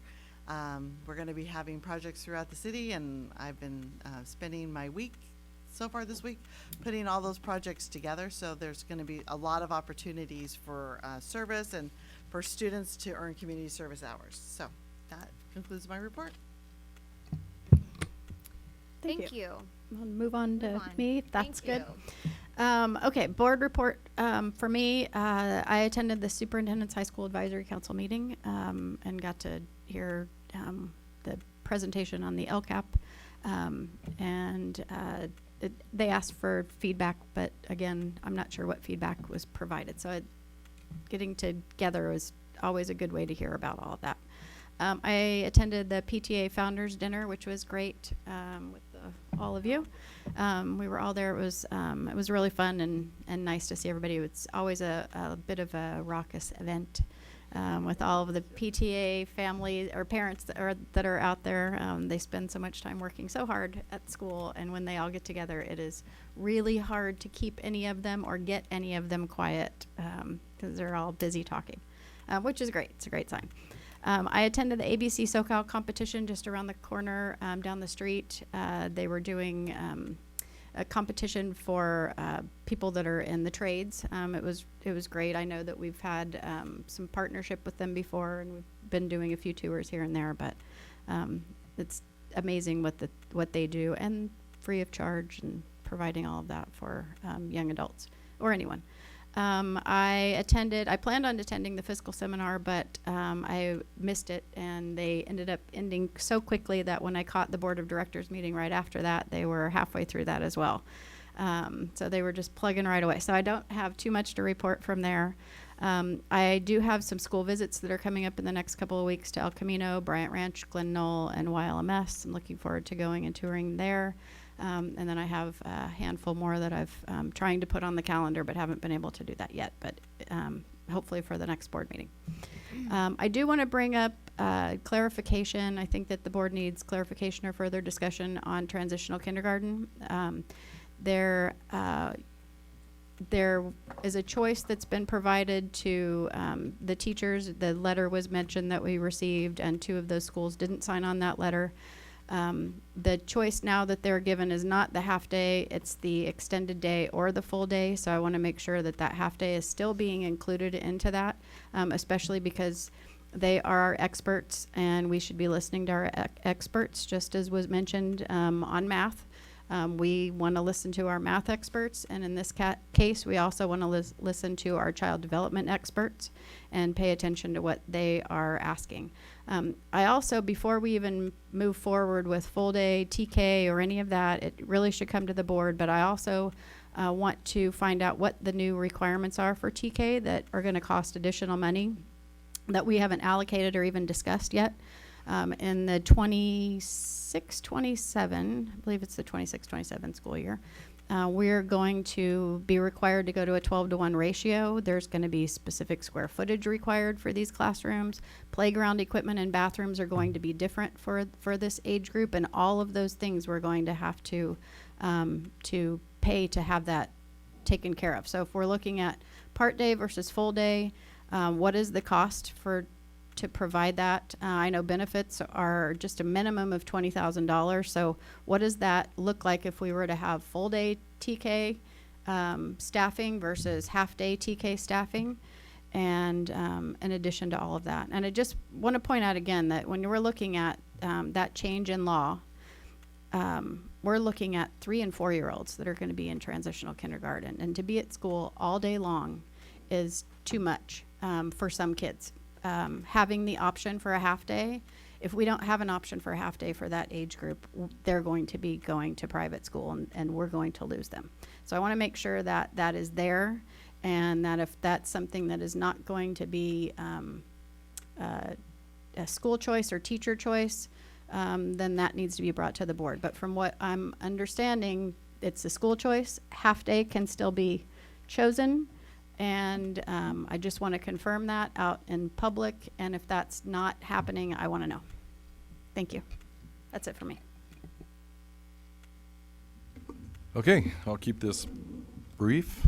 I did go to the founders dinner with all of our board members up here. I was truly disappointed. I did not get the T-Swift raffle one, so I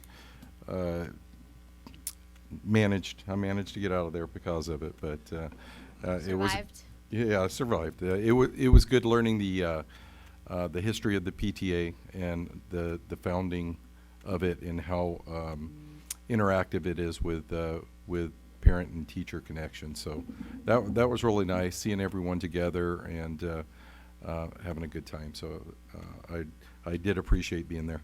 Also got to check out the PDA, the projected site that the USI will sit on if we go that direction. So it was nice going back through that building again, and seeing how that space can be utilized for our student athletes. So it's I'm very excited about that. I'm also very excited that we have Dr. Gates in his new position, so I look forward to some amazing things that's going to happen. I know that is a lot of pressure, and I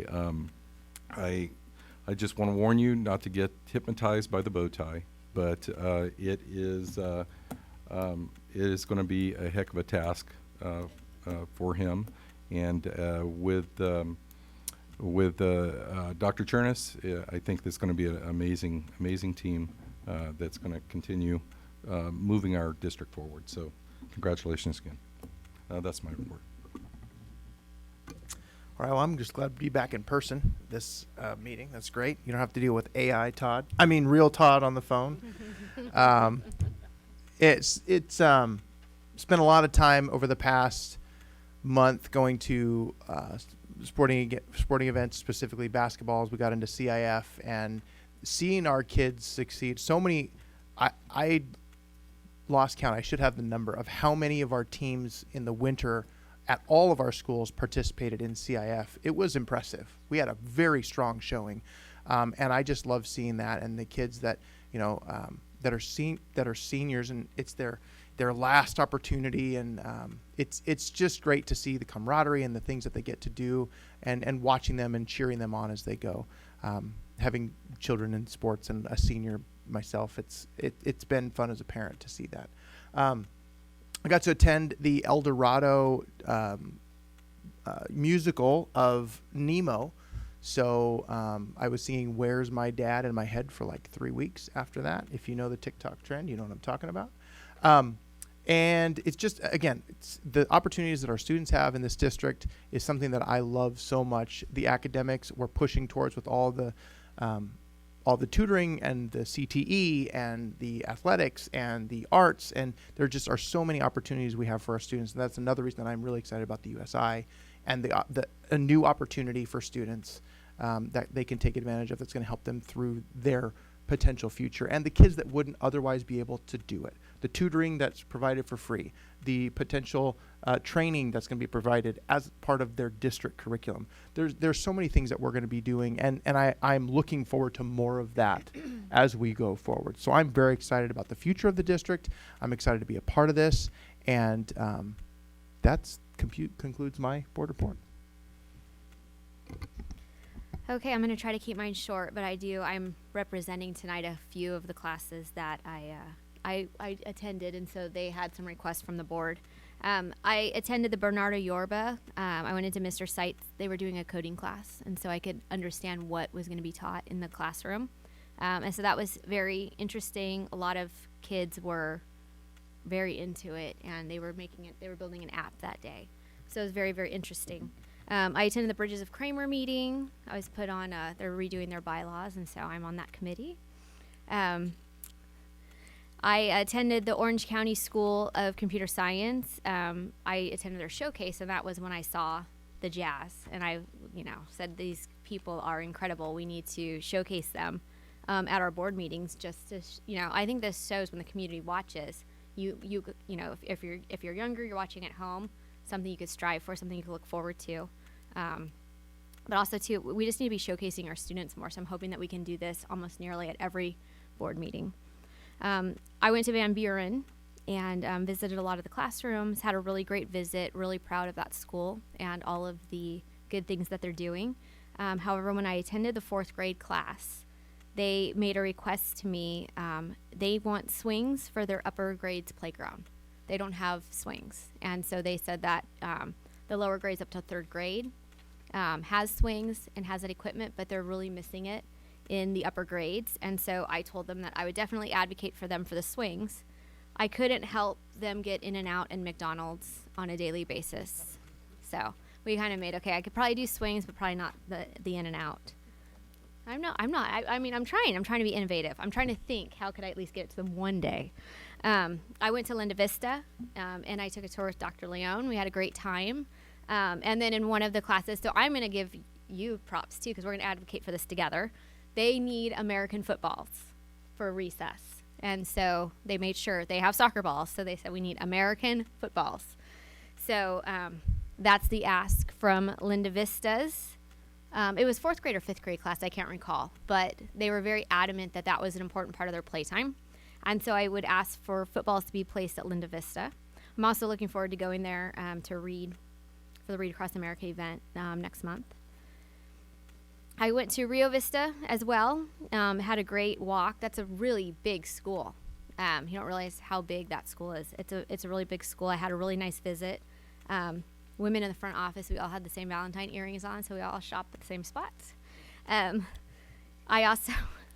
went to Travis Ranch, and I saw, I went there. We'd gone there before for a PTA meeting, just, to discuss things that were happening. But then I went back because I had to pick up a kid, so I wasn't able to stay and do a tour. And so I will just say that the walls in there are amazing. Our district did an amazing job on those walls. And, a few of the teachers came up and they said, we've been asking for walls inside these classrooms for 26 years. And so I can't believe that it took that long to get it, but I hope that we continue, to work and we listen to the teachers and we listen to the staff and the students, and we don't wait 26 years to put up walls and to do what's best for kids. Especially, you can't have 4 classrooms. We talk about lower class size, and we sit here and we talk about lowering class sizes and the student to teacher ratio, and that yet we were having like 100 and something kids in one big large room with 4 teachers. Like, that just makes no sense. So I'm really, really pleased with the walls, and they look great. They look like they've always been there, and so it's super exciting. I attended all the superintendent advisory committees. In fact, one of them was during a booster meeting, so the boosters were able to attend as well. And I just wanted to, another thing that's come up in these board comments, and some people have been reaching out, it seems like a lot of times behind the scenes, like you deal with contracts, and sometimes there's, things that go wrong during contracts and you have to redo them. And so sometimes all these employment things pop up. But I am concerned that if we are having teachers working outside of their contracts, that a misuse of public funds? And that's actually against the law. So I want to ask that if we have any teachers that are working outside of their contracts, that we put them inside of our contracts, because this is taxpayer money and we can't be just letting people, work outside their contract. So I know that it was mentioned earlier that the APLA president is at the union 100% of the time, and her contract mandates that she's in the classroom 50% of the time and the other 50 at the union office. And so if that's what we're paying her for as a teacher on special assignment, then we should be adhering to the contract. And then it's same thing, the union, not so much the union, sorry, I was going next. The social media misinformation.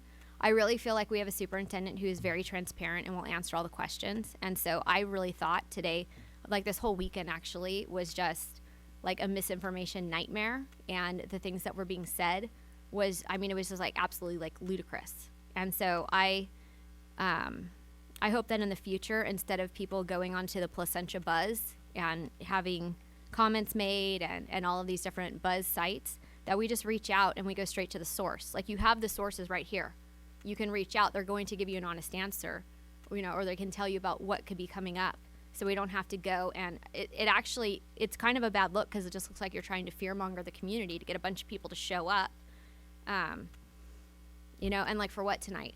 I really did feel sorry. I felt sorry for this packed room full of people. Maybe they had childcare because they felt like they had to show up for something that wasn't there. And so, again, too, there's been some misinformation also put out about charter schools. There was an email that went out that said that, you know, there's going to be a charter school, a private charter school, not our district affiliated charter schools, that's going to be placed in. It's been Rose Drive, and it's been now this other facilities. And so we've explained several times that we don't have anybody, as we know of, in the Prop 39 process right now that's asking for our use of facilities. And then when the CRLA actually did petition us in the original petition, on their petition they weren't asking for any facility use.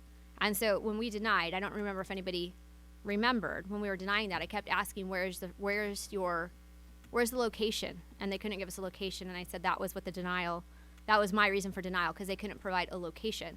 And then myself and Dr. Chernus also went to the OC Board of Education when they appealed, and we pointed that out again, that in the petition that they were not asking us for space, but they couldn't give a location.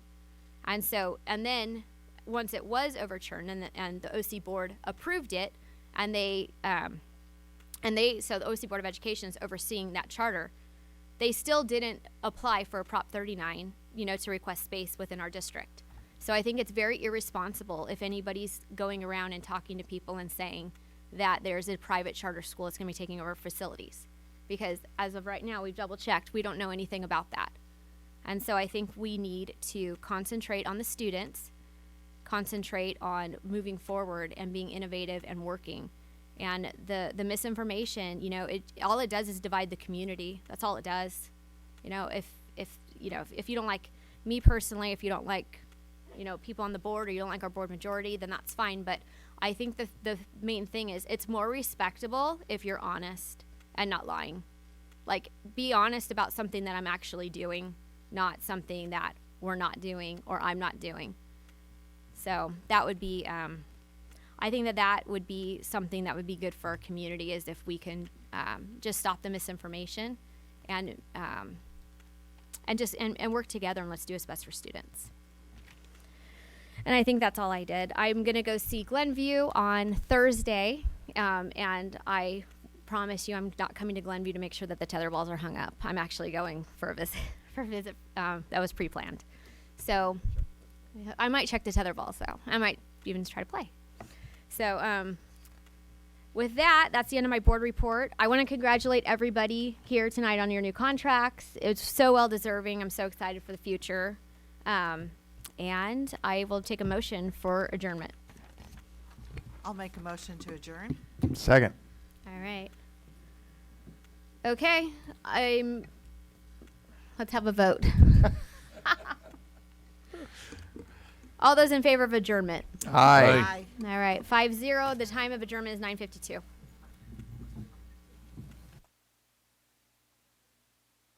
It's March 12th of 2024. We'll see you.